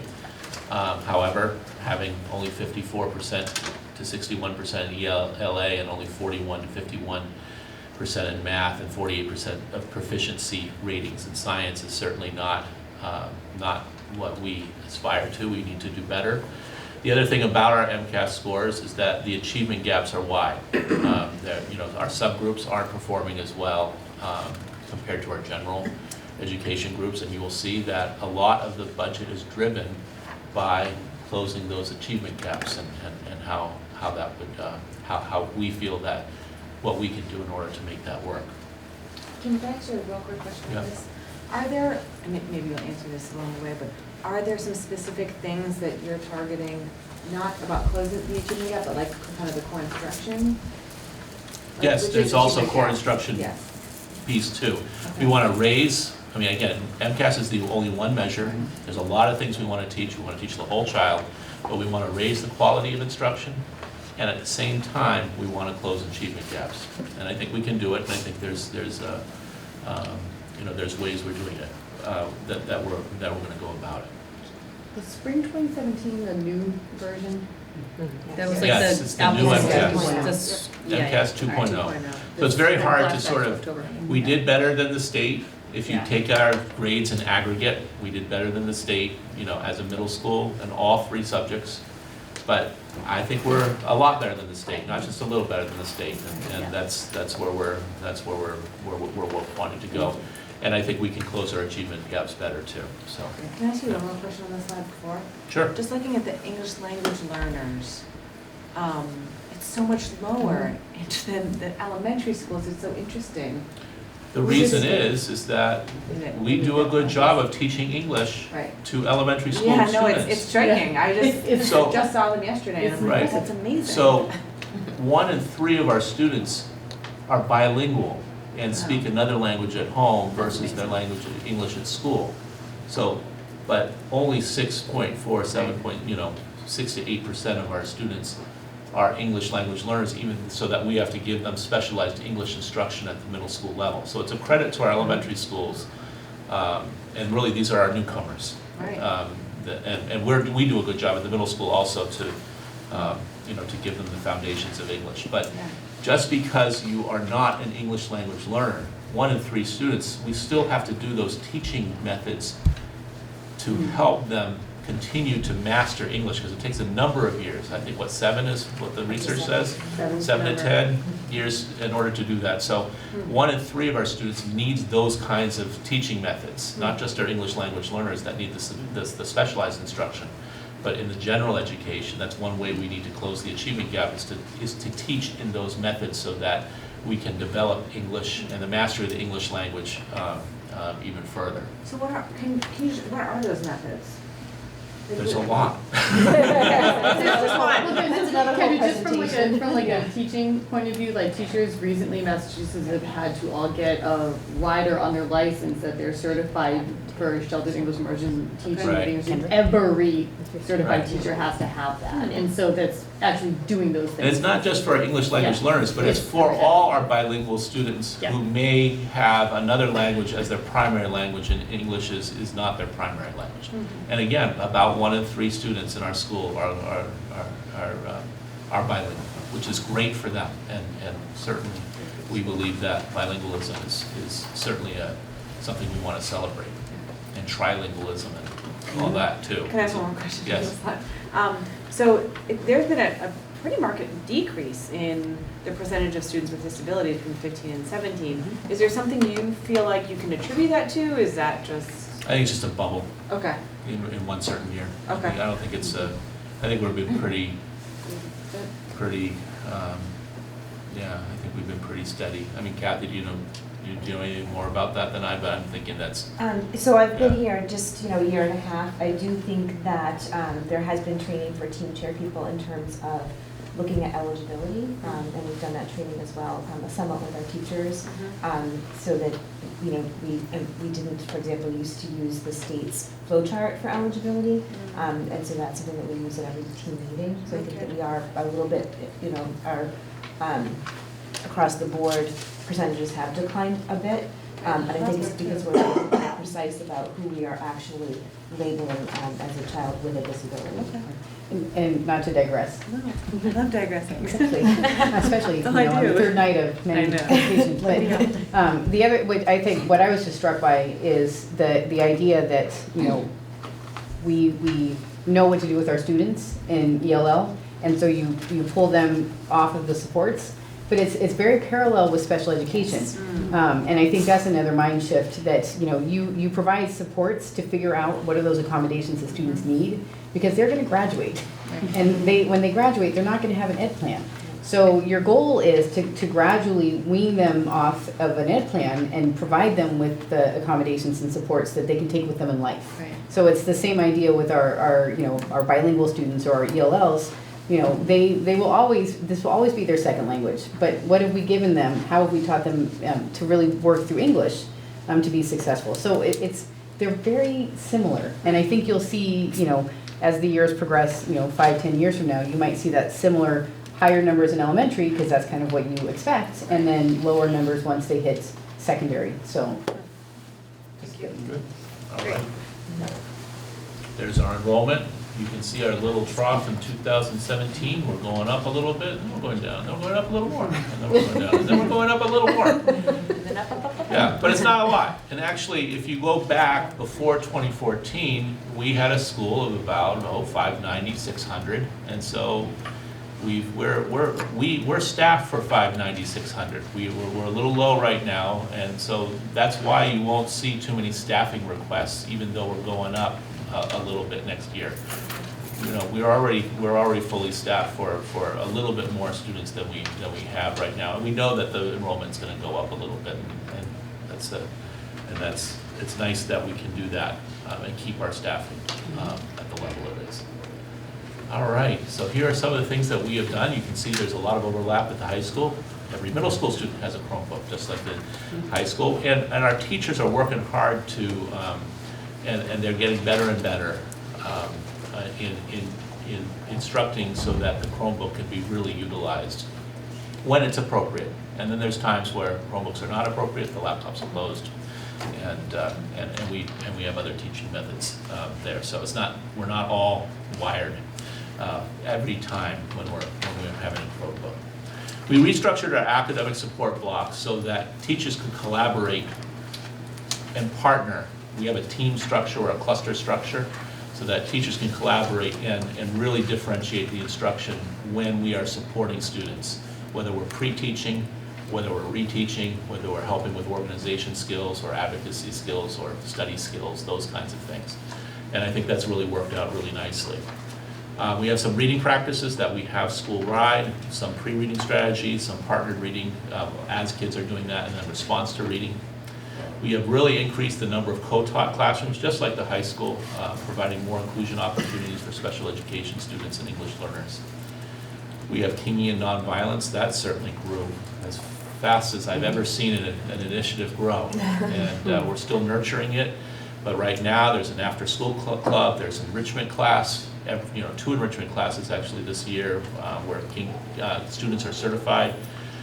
There are we have elementary outreach of Kingian training, and I think we just had our second or third community class just over this weekend, I think.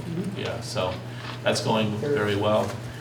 We're at the end of our 2-year pilot of a community liaisons program for non-English speaking families, where we have liaisons that speak Spanish, Portuguese, and Urdu, and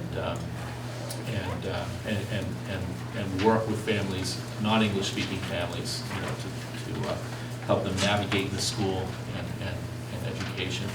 And I believe we're going to be scaling that up next year.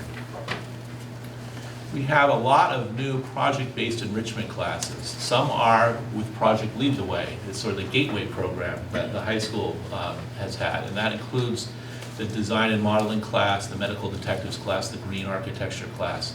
And then there's just some other teachers who are doing a lot more sort of STEAM kind of classes as well, including digital imaging, crafty creation, structural engineering. So our enrichment opportunities are just getting bigger and bigger. They're especially improving in 6th grade, and that will continue next year with even more classes being offered.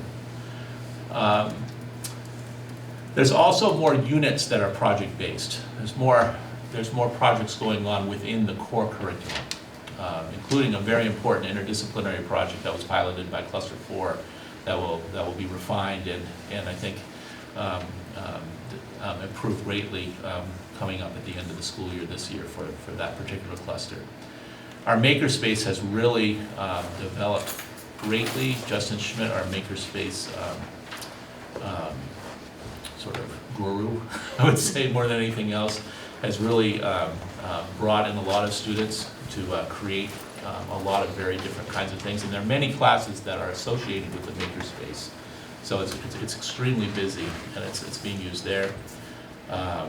We are much more comfortable with Power School than we were last year at this time, and we have beautiful windows. Can I ask you 2 questions? Yes. One is, can you talk just a little bit about how you're using your makerspace? In a number of ways. First of all, Justin reaches out to other teachers, and so we are often incorporating the design and the project-based modeling within the general curriculum. Then there are specific enrichment classes that are connected to their makerspace. So for instance, the structural engineering class is connected. The crafty creations is connected to the makerspace. The video production class is connected to the makerspace. So there are certain enrichment classes where Justin will partner and co-teach or help the teacher teach and support the teacher using the in specific enrichment. And then there's that design and modeling class where there too. So there's 4 classes that the makerspace sort of directly supports.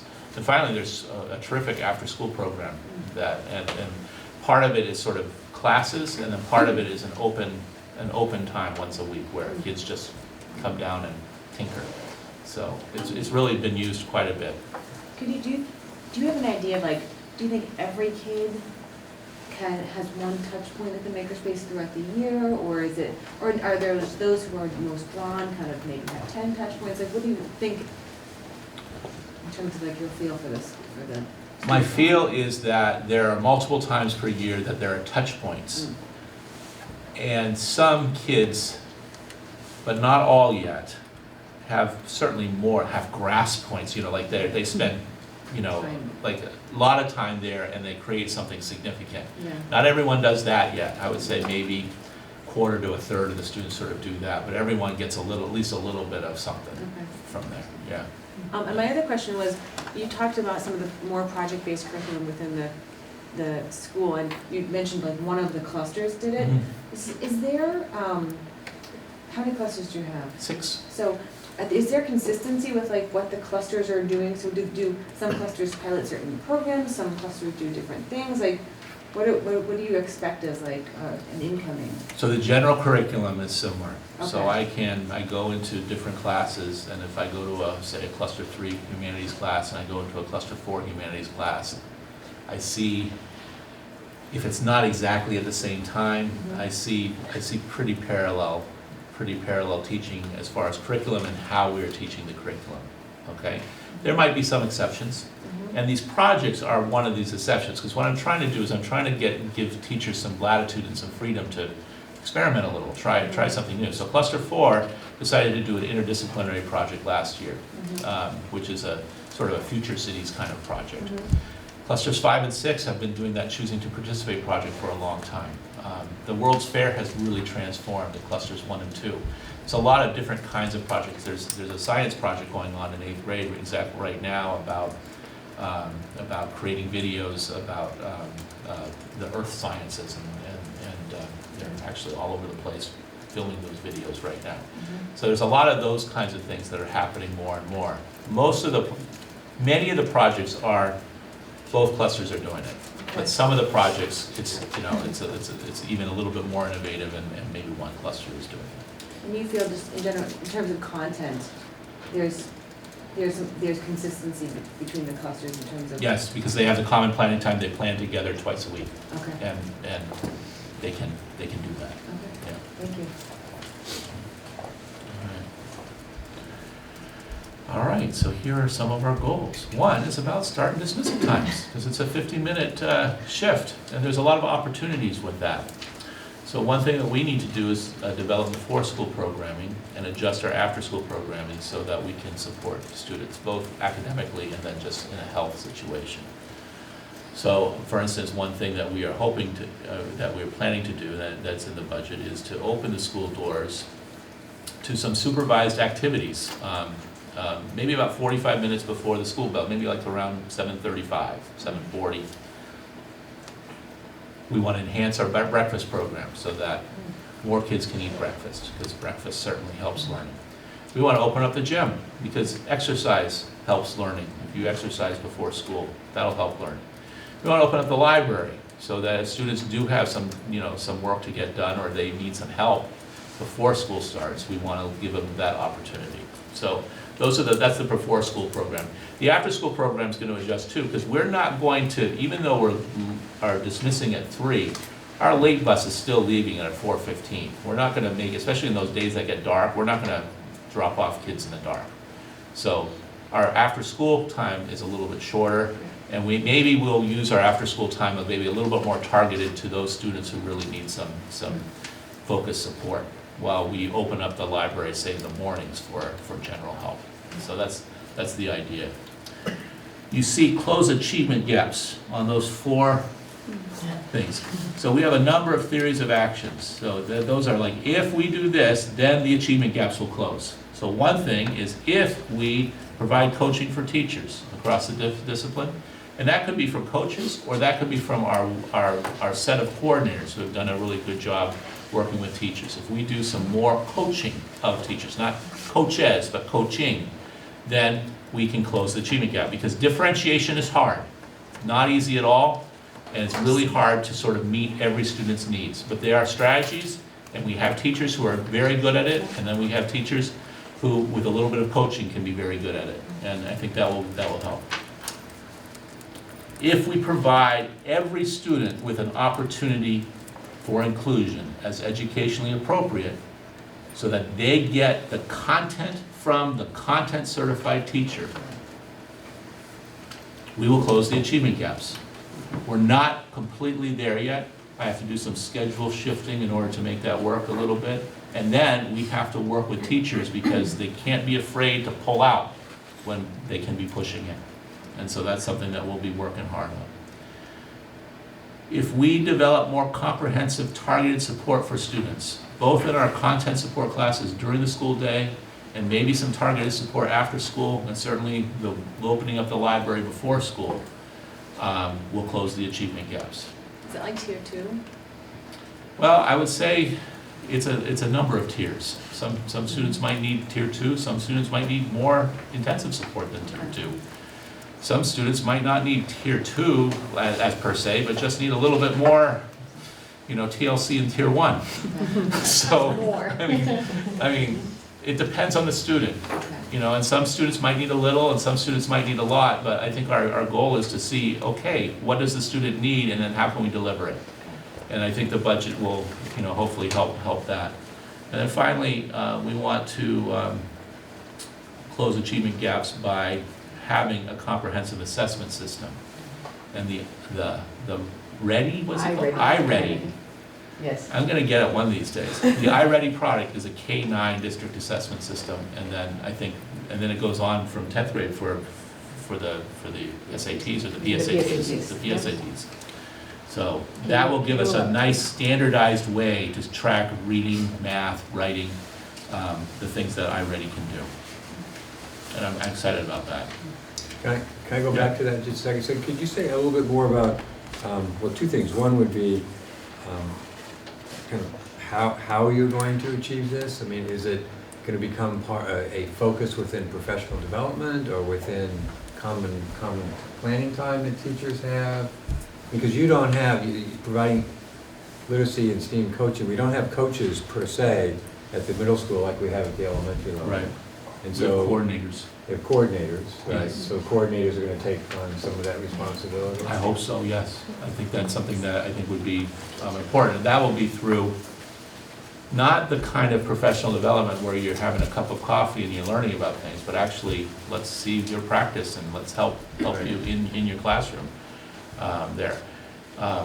I think one thing, I think it was very good that we focused on the elementary level for coaching first, because the middle school and high school has a sort of a much more support on that, on the coordinator level, at the secondary level than at the elementary level. But coaching down the road, I think, is really important too, all right? So that's something that I think we can sort of keep it up in our mind Right. as well. Because coordinators can only do so much. Right, but I think, I mean, it's really important Yeah. to take this on. Mhm. I don't know, when we had the kind of MCAS data, the assessment data, I don't recall if you presented the kind of the numbers for that achievement gap. I mean, I Oh, we see- did. Yeah, okay.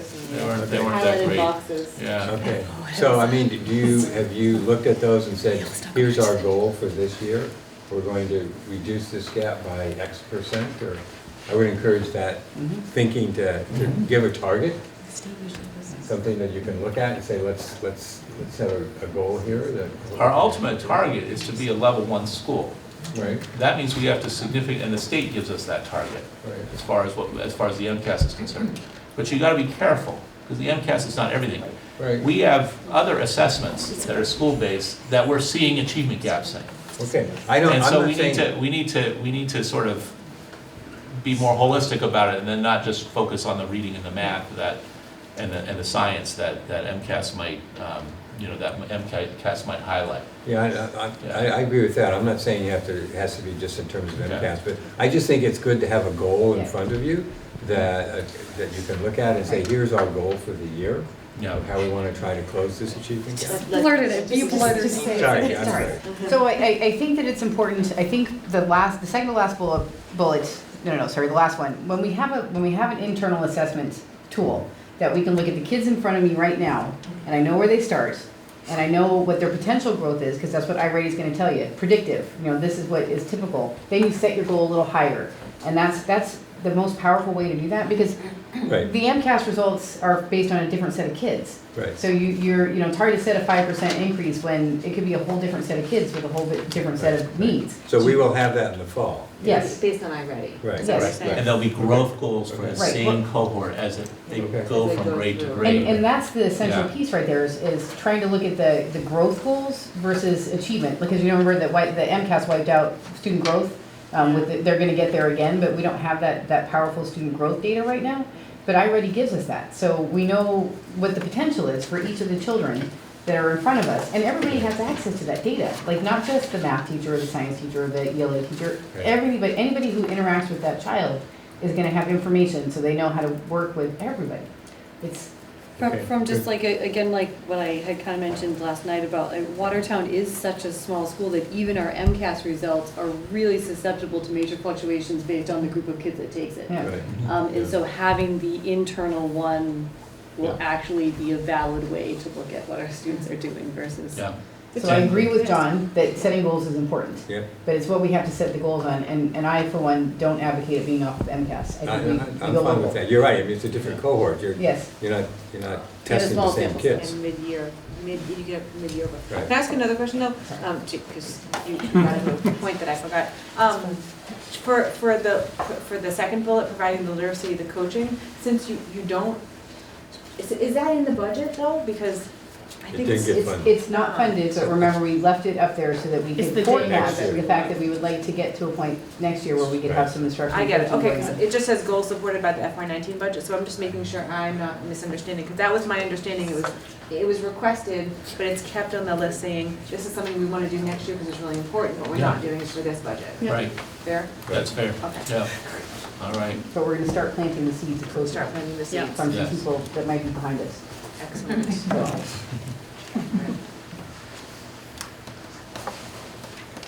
This also closes the achievement gaps, because if we engage more students by using project-based and inquiry-based learning, I think that will be another way of doing that. And so that's a really focus on project and inquiry-based learning. We're at the stage where we've experimented a lot. We're doing very well in pockets, in certain units, and in certain, with certain teachers and certain clusters. Now it's time to scale up. Now it's time to, okay, what are our expectations for project-based learning? And that will be an interesting dynamic that we have coming on board. We want to simplify the reading program so that, and streamline it a little bit so that we really target exactly what students need at what time. We have a few students, not very many, but we have a few students who still need decoding instruction. And what we would like to do, that is really the prerequisite to other types of reading. You've got to decode before you can do anything else. So let's make sure that we target the decoding to those students who need it. And then the iReady will help that, and other tests will help that as well. And then, let's have a systematic program for fluency, vocabulary, and comprehension. And we are going to be using the Reader's Workshop model, and that's going to be introduced at the middle school level that the elementary schools are beginning as well. So that'll be much more systematic from elementary through middle. And I think a reading program needs to be that way, K to 8. Our grading is going to be different. We're using PowerGrade Pro. That will also give us an opportunity to start thinking about standards-based grading, perhaps, down the road. But first of all, we need to use this new system, and we're well on our way to do that. And with that, moving to PowerGrade Pro, we're going to really have some major discussions about what does assessment and grading mean. Remember, grading's the tail, the assessment's the important part.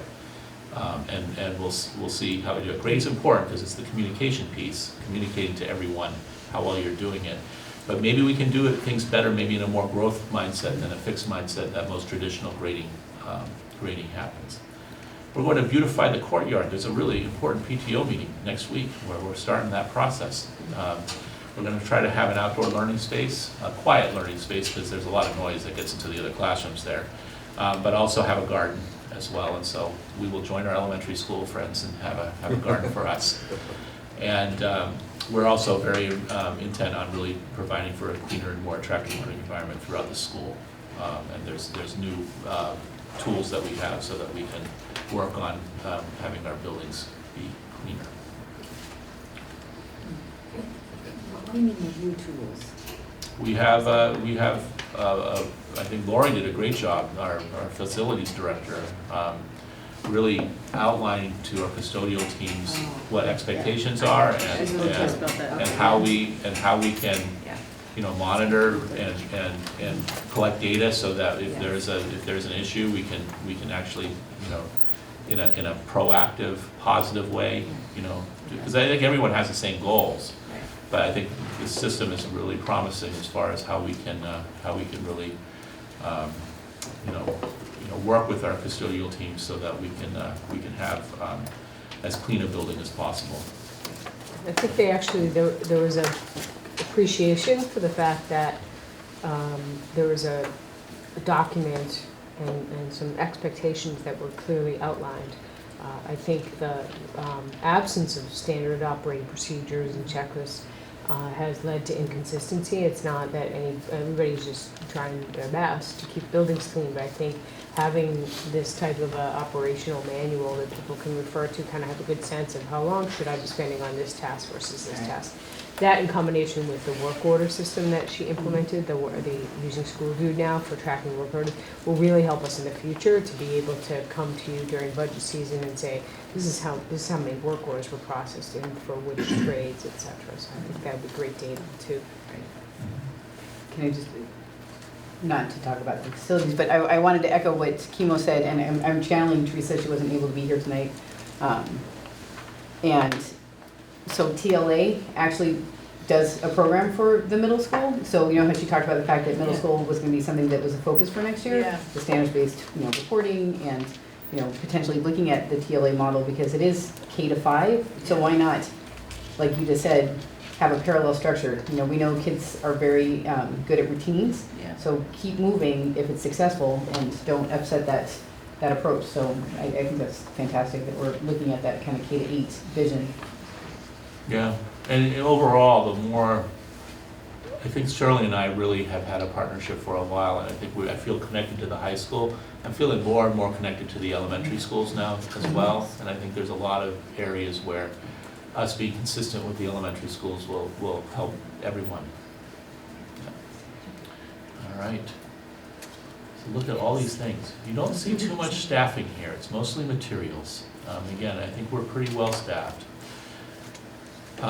There's that big, I'm going to highlight a few. I'm not going to go through all of them. There's that big $30,000. That's for the interactive projectors. We have them for our science and math classes, but we don't have them for our humanities classes. That'll be for humanities, and then I'll tell you, there's going to be another one that will round out for everyone. Hopefully by the following year, we can have interactive projectors for everyone. I think it's an essential tool. I know they're very well used by our science and math teachers right now.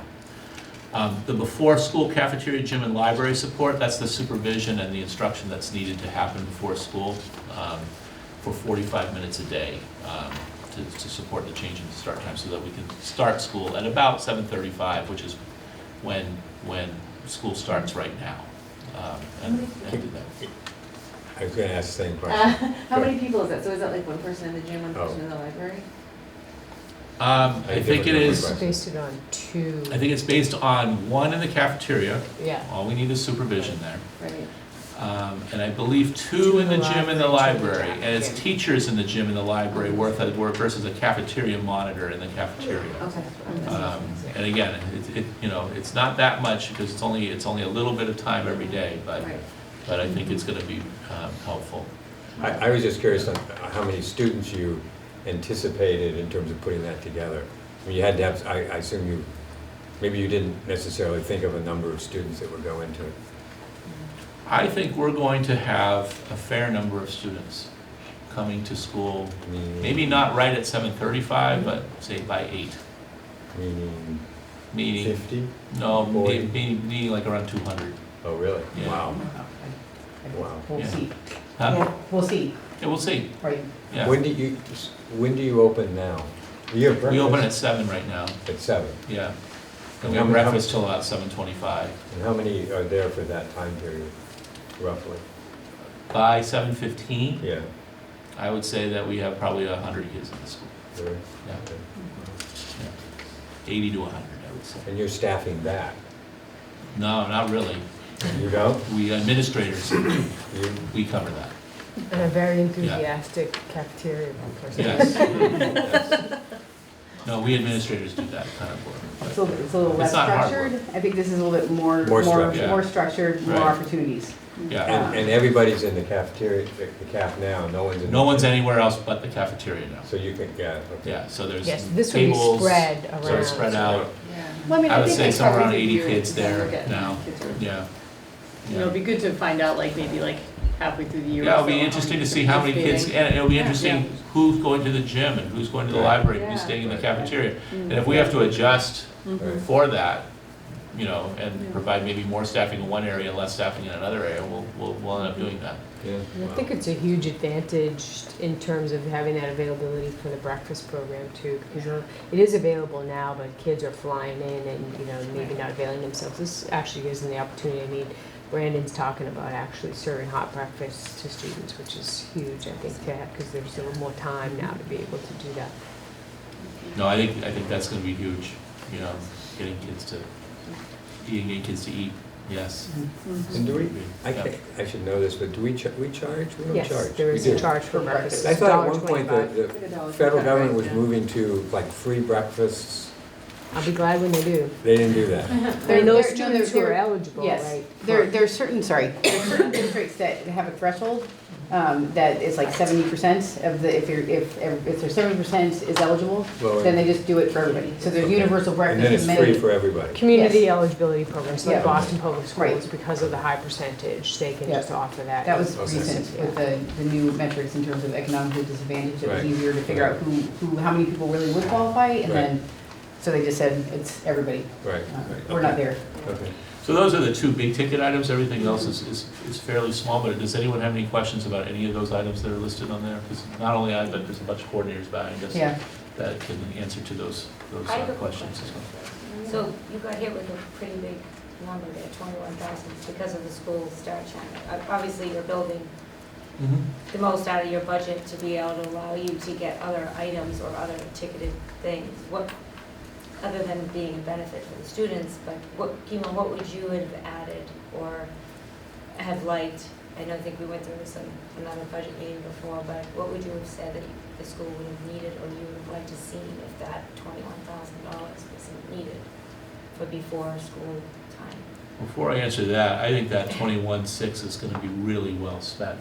No, I'm just saying if you didn't have to. That was one of my way up here kind of priorities. If I didn't have to, I guess, some of the things that were on the bottom, maybe we would be able to get, a little bit of a coach or something like that. Maybe, but. There'd be a little coach. Yeah. Really short and not a lot of hours. But for me, this is a good budget. I know that there's not as many additions compared to this school compared to some of the other schools that have that before, but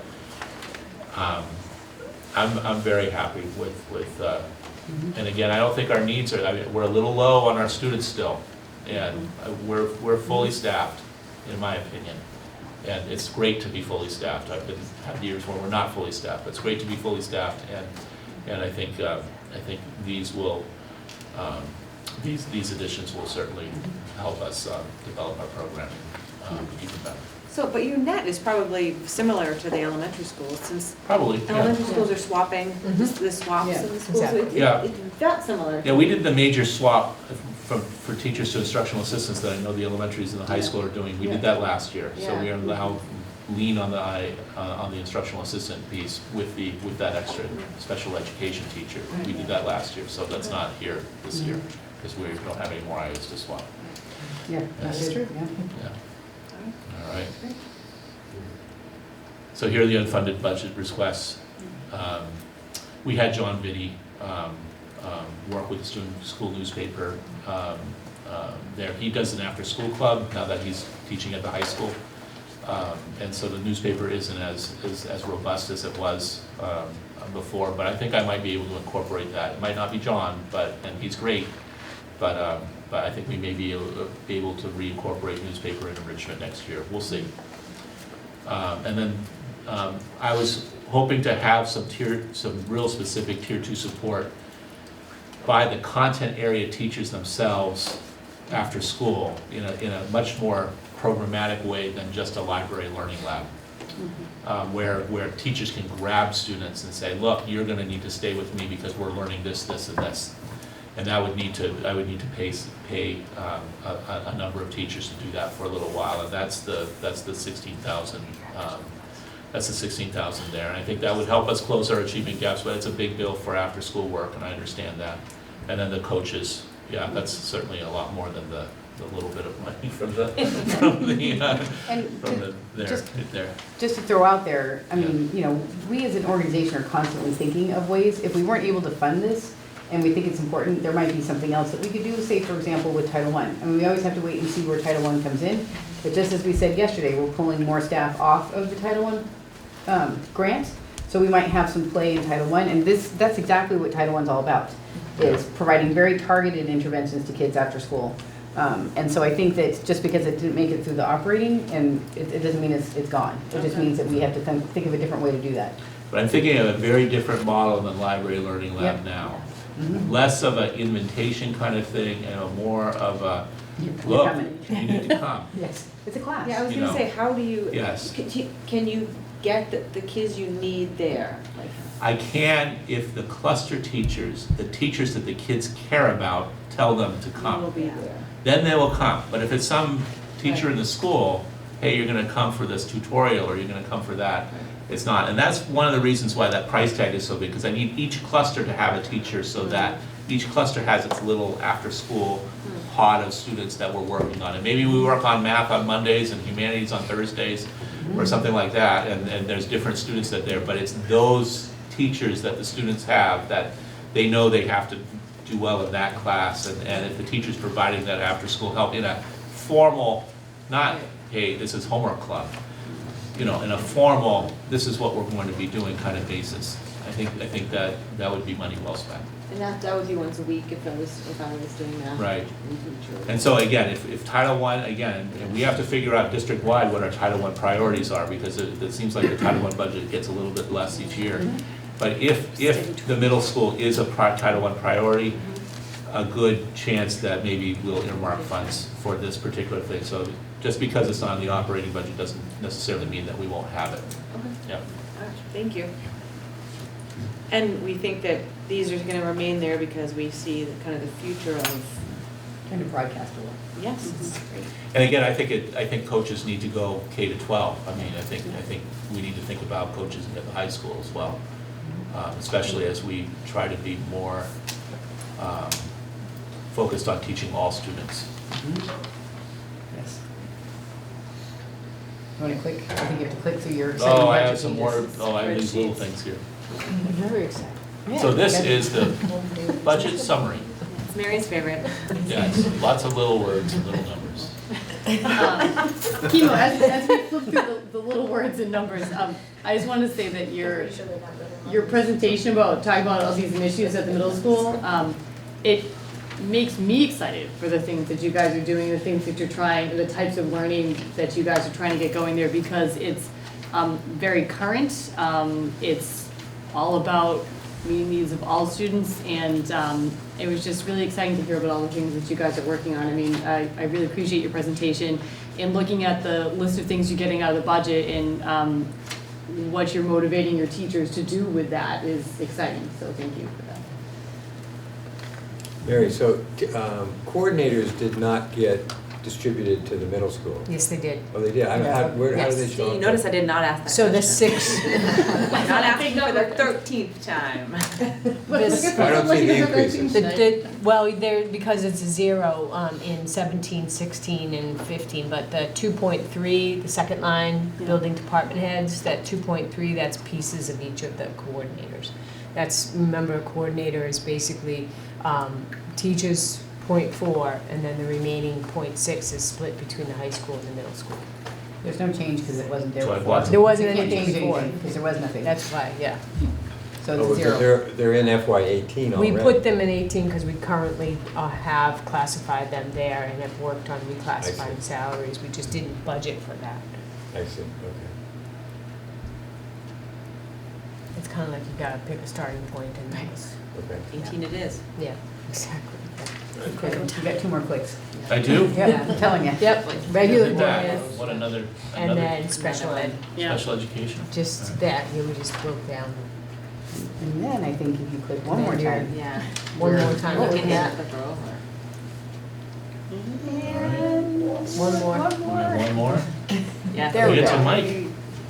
Okay, Mike, you're still with us. I'm still here. Appreciate that. Yeah. This is a perfect segue, going from chemo, and I want to thank them for wanting to add more coaches. I'm always looking for more coaches. I guess these slides we have here, just to kind of give a rough idea of what the budget is on. I focus more on athletics, not on the extracurriculars, but the athletic director and administrative support, and I'd like to just thank you for having a full-time person down there, and it has made a huge difference in the athletic office and what we've been able to do in a short amount of time with the website and now online registration and going to online payments. It's really, I think in the next couple of years, it's going to see, I'll see most of our payments hopefully will be online and really clean things up that way. But anyways, the breakdown from that, and then the coaching salary, of course, is the big piece on kinds of funding with the amount of money for salaries. Officials are also supervisors and all the people that run games that we hire, referees and of all of our contests. Transportation is a big piece with transportation to all the games. Being in the Middlesex League, we usually have home and away, and that has been a little bit of an increase over time because of cost on fuel and the distance of traveling to a lot of our places. Equipment and supplies is a big line item, and then dues and memberships. And dues and memberships, just so you know, it's kind of belong to the MIA, belong to the MSTCA, just as costs for belongs to those organizations in order for us to participate.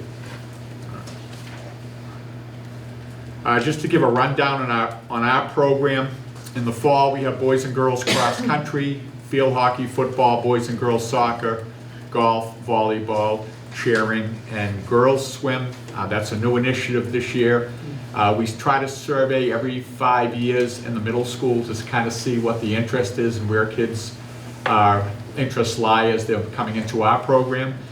And we also deal with our youth programs quite a bit as well to see how the numbers are in the youth programs, so we're able to handle and be ready as these kids come along to the high school level.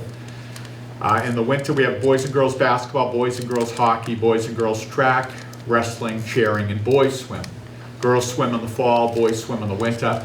There used to be a little issue in the MIA because schools did co-ed swimming. For example, Arlington had boys and girls both swimming in the fall, but it caused some problems when you went into state participation because boys would have to enter the girls' tournament and participate there. So the MIA asked if schools could try to put boys in the winter and girls in the fall. So when we did the co-op with Arlington, it worked out very well because they were co-ed in the fall. We didn't have swimming. We split it and ran girls swim in the fall at Arlington and boys swim in the winter at Watertown. We kind of split the cost down the middle. Arlington took care of the fall, we took care of the winter. But it worked out real well. I think if you look at the numbers piece, I think we had 10 boys swimming and 8 girls swimming in the fall. And we had interest in swimming way back, but it was always just 1 or 2 girls that were interested at the time. But this was a bubble coming along that there was enough interest to try to see if we could develop this. Plus we have the pool with the Boys and Girls Club. So there have been swimmers and they've been swimming in youth programs, club teams more or less, but they never got to swim for their high school team, and that was kind of a shame. So spring teams we offer baseball, softball, boys and girls tennis, boys and girls track, and boys and girls lacrosse. And lacrosse was kind of that's another good one to look at comparing to swimming, because we did not have boys and girls lacrosse about 5 years ago. And there were a group of parents that came to me and said, I think we have an interest here to start a team. And I just kind of put them back and said, go back and start a youth program and get the kids coming. So we have a feeder system coming to our high school, and they actually did it. It was a very, very good work by our parents and Boys and Girls Lacrosse. They started the program, and it's been a nice addition, and we've been able to continue with lacrosse here. But I kind of point those out because those are new programs that have come on since I've been here. So they they've just been added to our program. So right now, the way I look at it, I just went on the MIA site just to see what don't we offer compared to other schools. I think the sports that are out there are rugby, skiing, and gymnastics right now that we don't offer, but we're pretty much offering everything else that schools have. So I think that's pretty good, but it's a challenge because the size of our school being the second smallest school in the league, just having enough people participating, it's just a challenge. With adding sports and having the same number of kids. So taking a look at our what we offer at the middle school, and there's been just to talk about this over the years, we've had various sports on and we've had to drop them, and I just like to say it because publicly I just need to bring it out because people don't always get the message. As part of a member of the MIA, you have to play MIA schools. In the past, when we ran middle school, we had middle school football and we had middle school boys and girls hockey that we were running as middle school sports solely at the middle school level. But when we found out we were playing schools, it was mainly youth programs that we were playing. So we had to drop, because the MIA only allows you to play school teams, and we had to drop those programs because they weren't school teams. We thought they were. We were actually being contacted by school sources, but it was no difference in playing a youth hockey team on the side or a youth basketball team.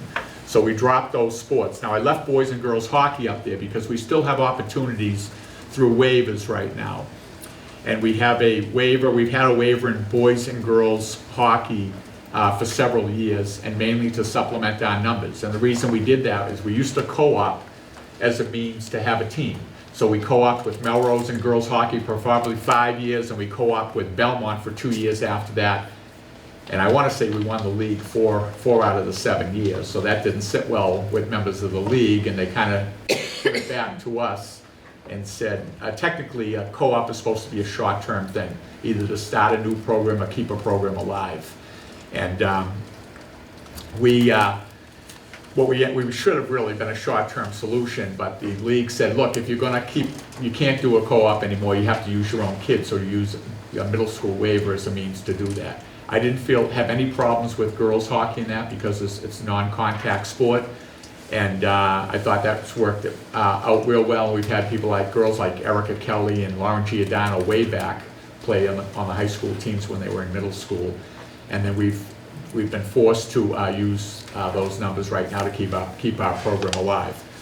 But one of the I have two concerns. I have concerns with that, with the safety piece, and I think that's been good. And I have concerns about younger kids being put in locker rooms and in situations with older kids. And I'll have to say, I've had a lot of feedback from middle school parents, and they've said in our middle school hockey situation, our girls have been fantastic, and it's been a great transition for them, and they've been accepted, and they've been really pleased. So, and we give our kids the riot act in the beginning of the year, letting them know it's so important. We need these kids, first of all, we can't lose them, but just to treat kids the right way, and they've been very good. On the boys' end, I was really concerned, and the league will not approve waivers in football, boys lacrosse, and boys hockey, mainly for safety reasons. And I respect that, and I would never do that. For boys hockey, because we were in a situation where we were pulled out of the Middlesex League, and we were playing schools that were similar size to us, and they were in the same situation where they were using middle school kids. I went for that to keep our numbers up and keep our program alive there. So we have used a middle school waiver to keep boys hockey, but I feel pretty secure, and our coaches, I speak with them all the time about this, that we don't put any kid in an unsafe situation. So I think that's worked out real well right now with keeping our boys hockey team alive. So I left boys and girls hockey up there just as a means to show that middle school kids have the opportunity to play. In the spring, baseball and softball, we are doing a waiver right now for the same reasons, that our numbers at the high school are low, and we're trying to keep a freshman program alive. So we're doing a middle school waiver for baseball and softball. I'm going to try to, right now we pretty much at the softball level, we've only had a varsity team. And we're trying to get a second team for those kids that are at the varsity level that can't play varsity competition. They're up there, and there's no way for them to get any game time. So that's why we're going to the middle school waiver there, bringing middle school kids up, and we're trying to pull together a freshman schedule for this year. So that's what we're hoping in both of those sports. Until I want to leave it there because this is, for me, a short-term solution.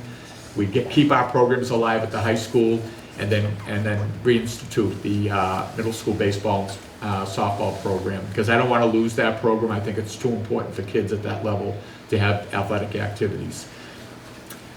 So that's kind of that, and I'll try to, just to give you an example, I thought, well, we're talking about middle school, other school systems that have sports. Middlesex League way back used to have 7th and 8th grade teams, 9A team, a 9B team, and all of those things going, but with budgets they got cut.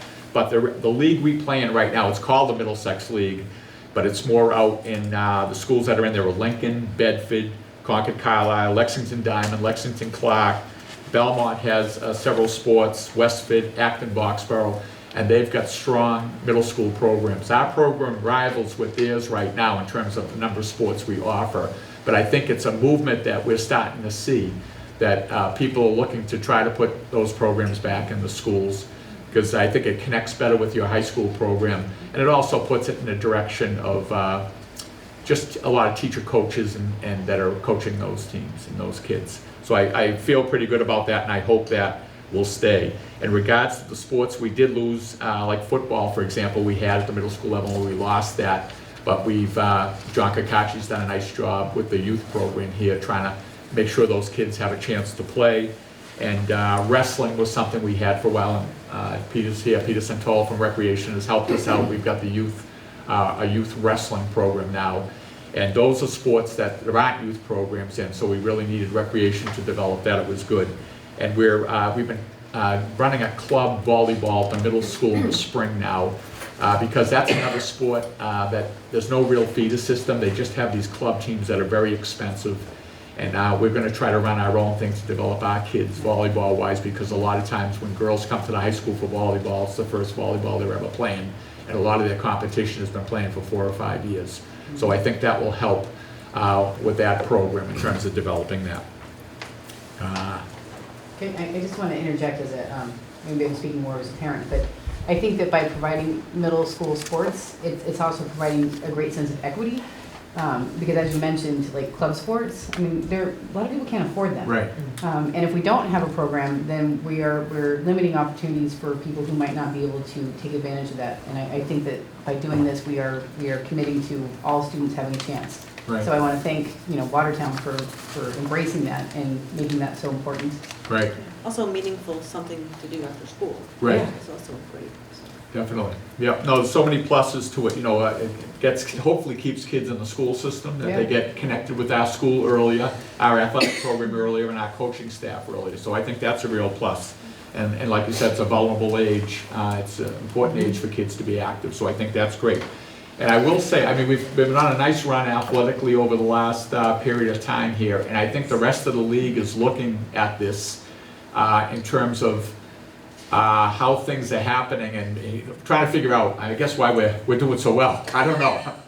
But one of the things, like Burlington now is talking about adding middle school sports to their program and joining this league. That's another school. So that I think you're going to see that movement back of being involved at that age and getting athletics back there with our kids.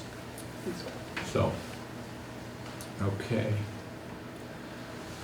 Those are just participation numbers.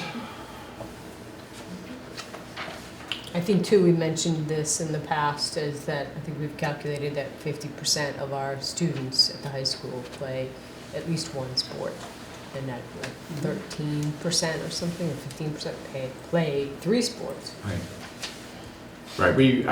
I've been really trying to promote as a small school a 3-sport athlete. It's getting tougher and tougher because of people just specializing. But I've tried athletic director's award is something, and we usually bring our kids in at the end. I think it's really important to bring them in at that last school committee, the amount of time they put in. So 12 seasons is a pretty big commitment over their career and trying to do everything else. It's not many kids that do that anymore, but I think it's still it's something out there just to help kids that do put in the time, and hopefully other people see that and go for that. Okay, so the number's low because we haven't had our spring season yet. Right. That's correct, yes, Right. yes. I got it. Yeah. Getting late, all right. As soon as the snow stops. Thank you. I don't know if there will be a spring sport. Spring season next year, you know? I know, thank you, Mr. Wilder. Does that add up? It is 9. It's time for the calculators. In terms of That's where this, we were last night, right? in terms of this table, this is both a combination of both high school and middle school. And there's just a couple of things I wanted to point out, which is that it looks like there's this huge increase in professional salaries for one individual. A part of the director's salary, for some reason, had been charged in the past to district curriculum budget. I have no idea why. So that's been adjusted.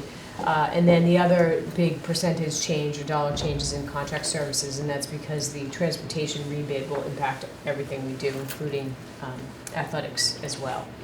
The offset is still at $132,000. Again, that's basically an assumed a combination of $90,000 from athletic fees and $42,000 from gate receipts. And we do have a pretty good balance, so if we don't hit those revenue targets, we'll be okay for 19. We'll just have to take a real hard look at what we set them at for the future, particularly given the restructuring of the fees.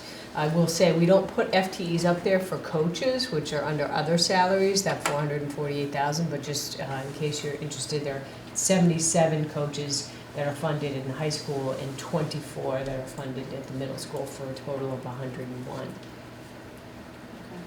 Can I ask a question about the other salaries? So there was a discussion and a bit of a kerfuffle at one point, I think it was either at the beginning of this year or last year, about assistant coaches.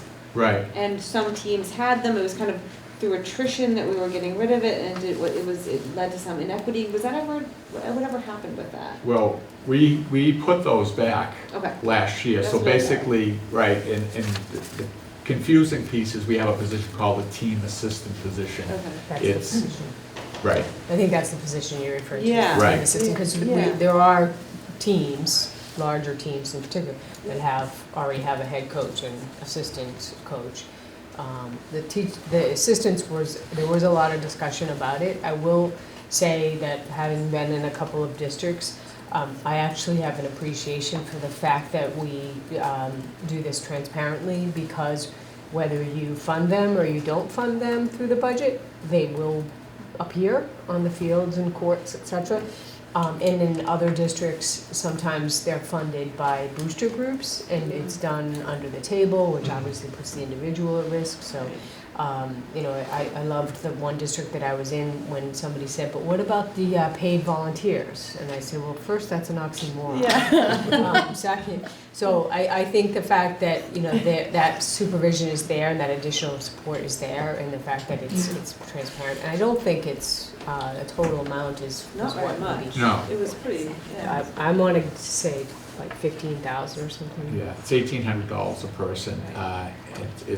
It's really, compared to what coaches are paid, I mean, it's a part-time position, Right. but most of those people will come every day. Right. And I think sometimes it brings a specialization that we don't have. For example, it could be used for hiring a pitching coach in softball or a goalie coach in hockey, Yep. various things like that, that you don't have the expertise in all areas, yet you can bring that person in. And I think it's very helpful in these days to have extra people around when it comes to the medical situations we've had, and to have an extra person there for something that takes place.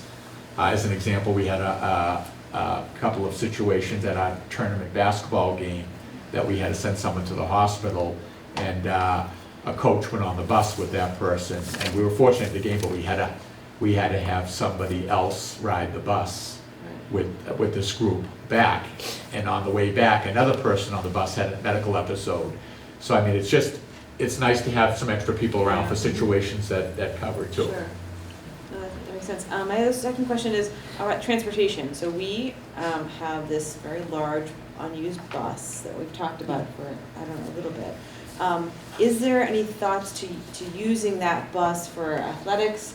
Even if it's like getting teams to different fields around town, trading So, that in and getting a few. The units? challenge, you just hit on it. The challenge is that the current bus that we own requires the special license, Yes. right? And it's, there aren't a lot of people that hold it. We've Right. offered to pay people, send people. I do think that the best thing to do would be considered trading that in and Yeah. purchasing a couple of smaller vehicles that could be driven by anybody, Like a coach, large yeah. van kind of, a coach or advisor, because we have a need for that sometimes too, for advisors taking small groups for competitions. So it's on the list. Okay. Excellent. Yeah. All right, thanks. And I think that, again, not related to that, but just to highlight what Mary pointed out the other night, is that the athletic budget that's funded through the operating budget is $908,000.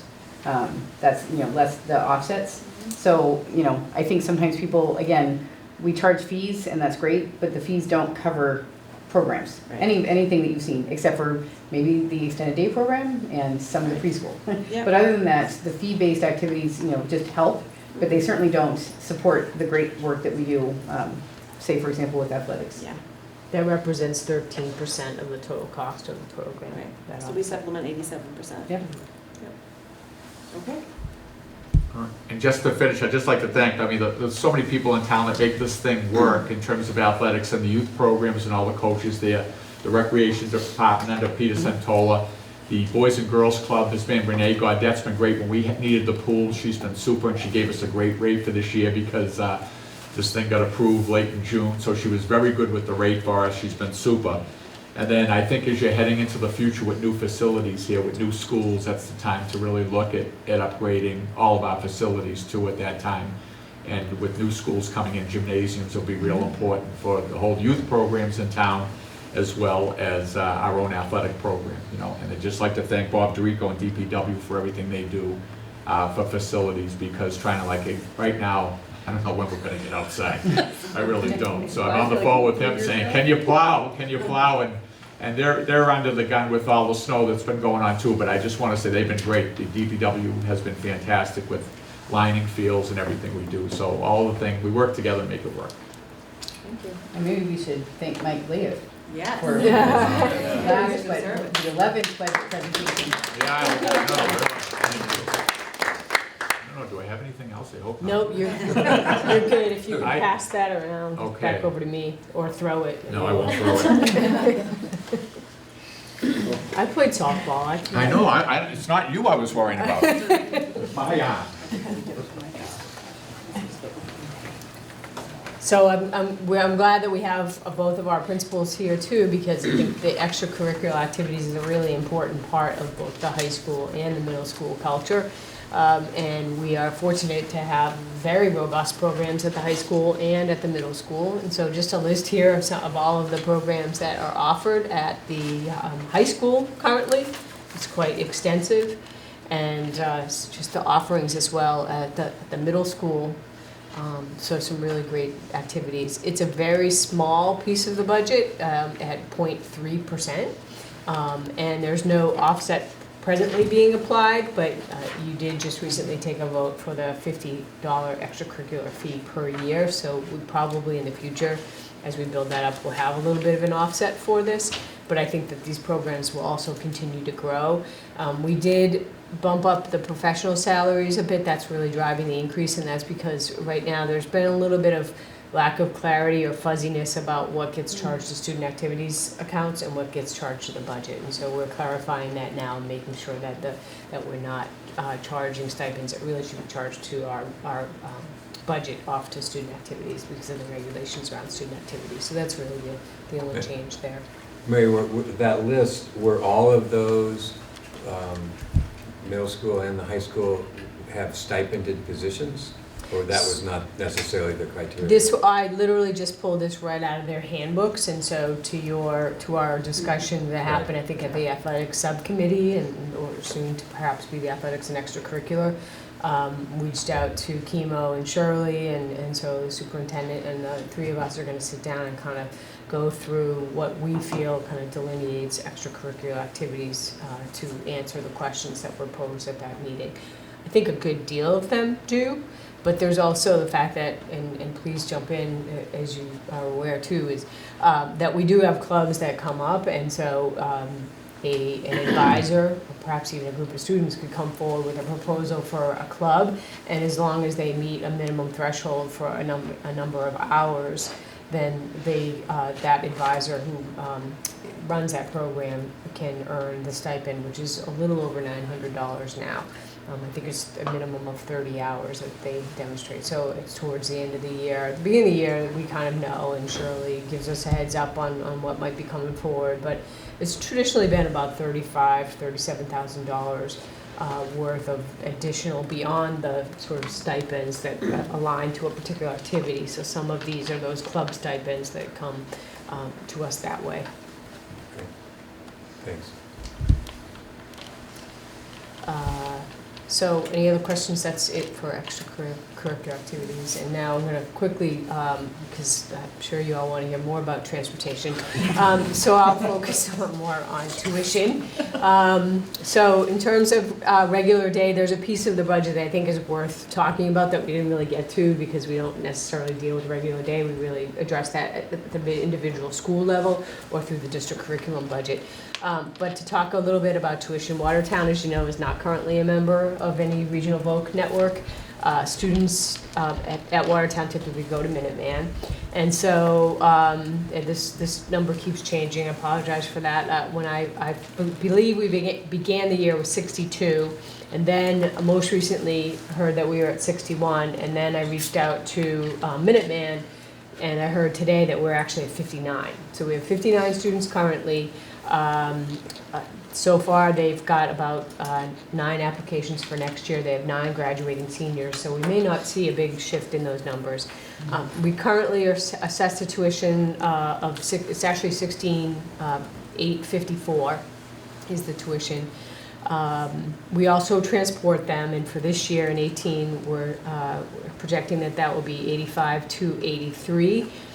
That is one bus, plus the relationship that we now have, the intermunicipal agreement that we executed with Minuteman so that they could help us transport some of those students because we didn't have enough capacity on the one bus. didn't necessarily have enough to fill in two buses. So there is also a differential of $4,500 per student for those who are receiving IEP services. And beginning in the 1920 school year, we are aware that we will also be assessed a capital charge because of the building project that is moving right along. In terms of transportation, I am not going to repeat this because you probably can tell me this slide, but you know the transportation criteria. So in terms of FY19 and the budget drivers, we're assuming 65 students and a rate increase of 2.5%. And I think we'll probably, that's a very conservative estimate with 59 students and 9 applications. The application deadline is April 1st, so they do certainly have some more time, so I'm sure there'll be some last minute applications as well. And the projection is pretty much right on. I heard from their business manager today that they believe the rate will be 17,266, so I think we're right in the ballpark there. We did increase significantly the transportation budget because we are assuming that we're going to have to transport on 2 buses. We'll see what the numbers are, and if we can enter into another intermunicipal agreement with Minuteman and that saves us money, we'll certainly do that. But for right now, conservatively, we've budgeted to assume 2 buses for Minuteman transportation.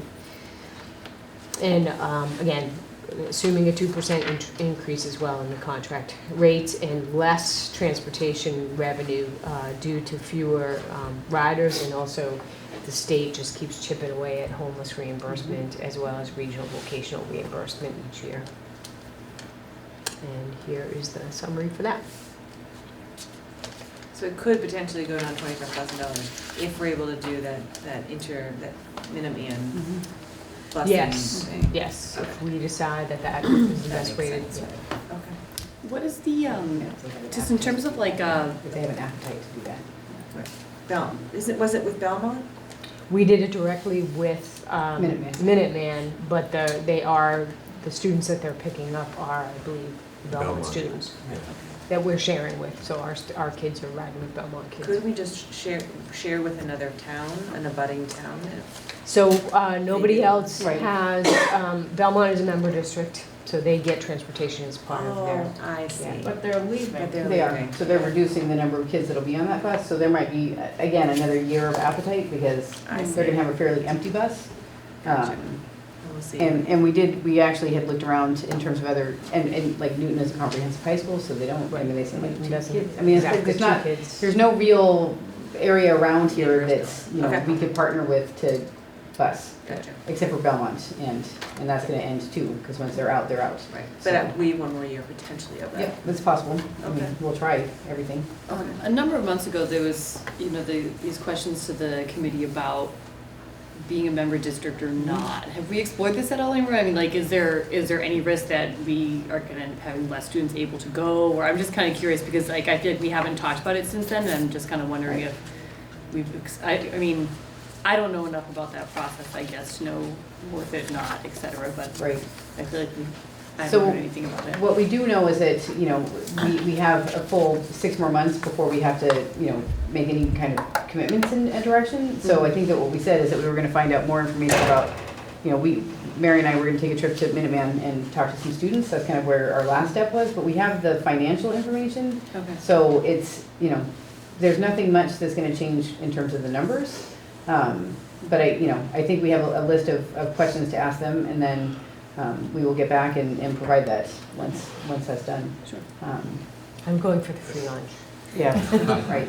I mean, just to that, Mary and Dee Dee went up there and visited, right, and met them. And so we've actually had some conversations over the last year or so of looking at this option and kind of weighing what we might do. And Right. it is a fairly long process to actually join because it's the Yes. town that joins, it's not the school district.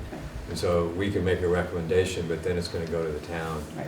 And then they're gonna, And then look every at other it. town has to vote us in, so it has to go through a town meeting cycle. That's why we know that that's not gonna happen until next spring. So we would have to start the commitments in late fall. So we know that, I mean, I'm not saying that, we just know we have time. And Okay. there's been a lot of very important things have been happening in the district. So right now that when, I think, come later in the spring, we'll be able to refocus that attention to Yeah. Minuteman. And there's options, it's not. Yeah. Right, and we didn't, and I'll reiterate the fact that when we talked as a subcommittee, that we were not left with a sense of urgency, meaning that we were actually fairly well told that, you know, especially with the new building, that, you know, they're anticipating they might have more capacity. So we didn't feel as much of the sense of like, oh, we need to move on this or we're gonna lose spots. But, you know, I mean, it is a new building and I think that it might attract more kids, but it's not necessarily that it's gonna not have us have the ability to be non-tuitioned. And also that being said, there are other options for non-tuition. So, I mean, tuitioned in, sorry, non-resident tuitioned Right. in. So that's, we have just a lot of things to look at. Thank you, I just hadn't heard anything about it, so I Yep. appreciate it, thanks. All right, can I adjourn? Yeah, I was just No, gonna. we need to You have vote. to, you have to vote We the need to vote. So let me, recommended budget, let me, so they can take it. All right. I'll make a motion to Please. recommend, what? Go ahead. I'll make a motion to recommend the superintendent's budget to the full school committee. Second. All in favor? Aye. Aye. Opposed? Ayes have it. Thank you for all your work. Yes, thank you so much, Mary. Before It's you, really great. you're Yes. welcome. Before you adjourn, we are hoping to have your budget books to the full school committee, at least electronically, by the end of the day, Monday, the 26th. And then hard copies, so hopefully next day or the day after.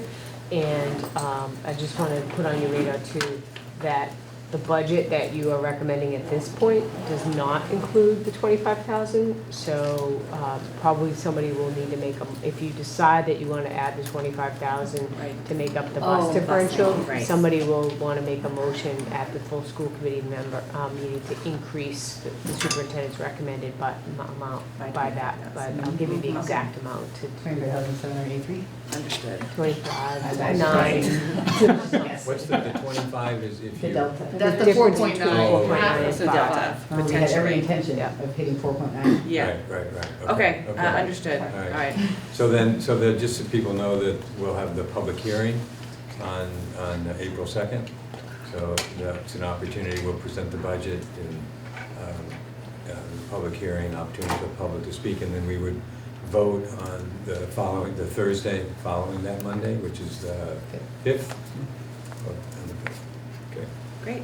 Thank you again very much, everyone, for presentations and all your hard work. Motion to adjourn. So moved. Second. All in favor? Aye. Aye. The ayes have it.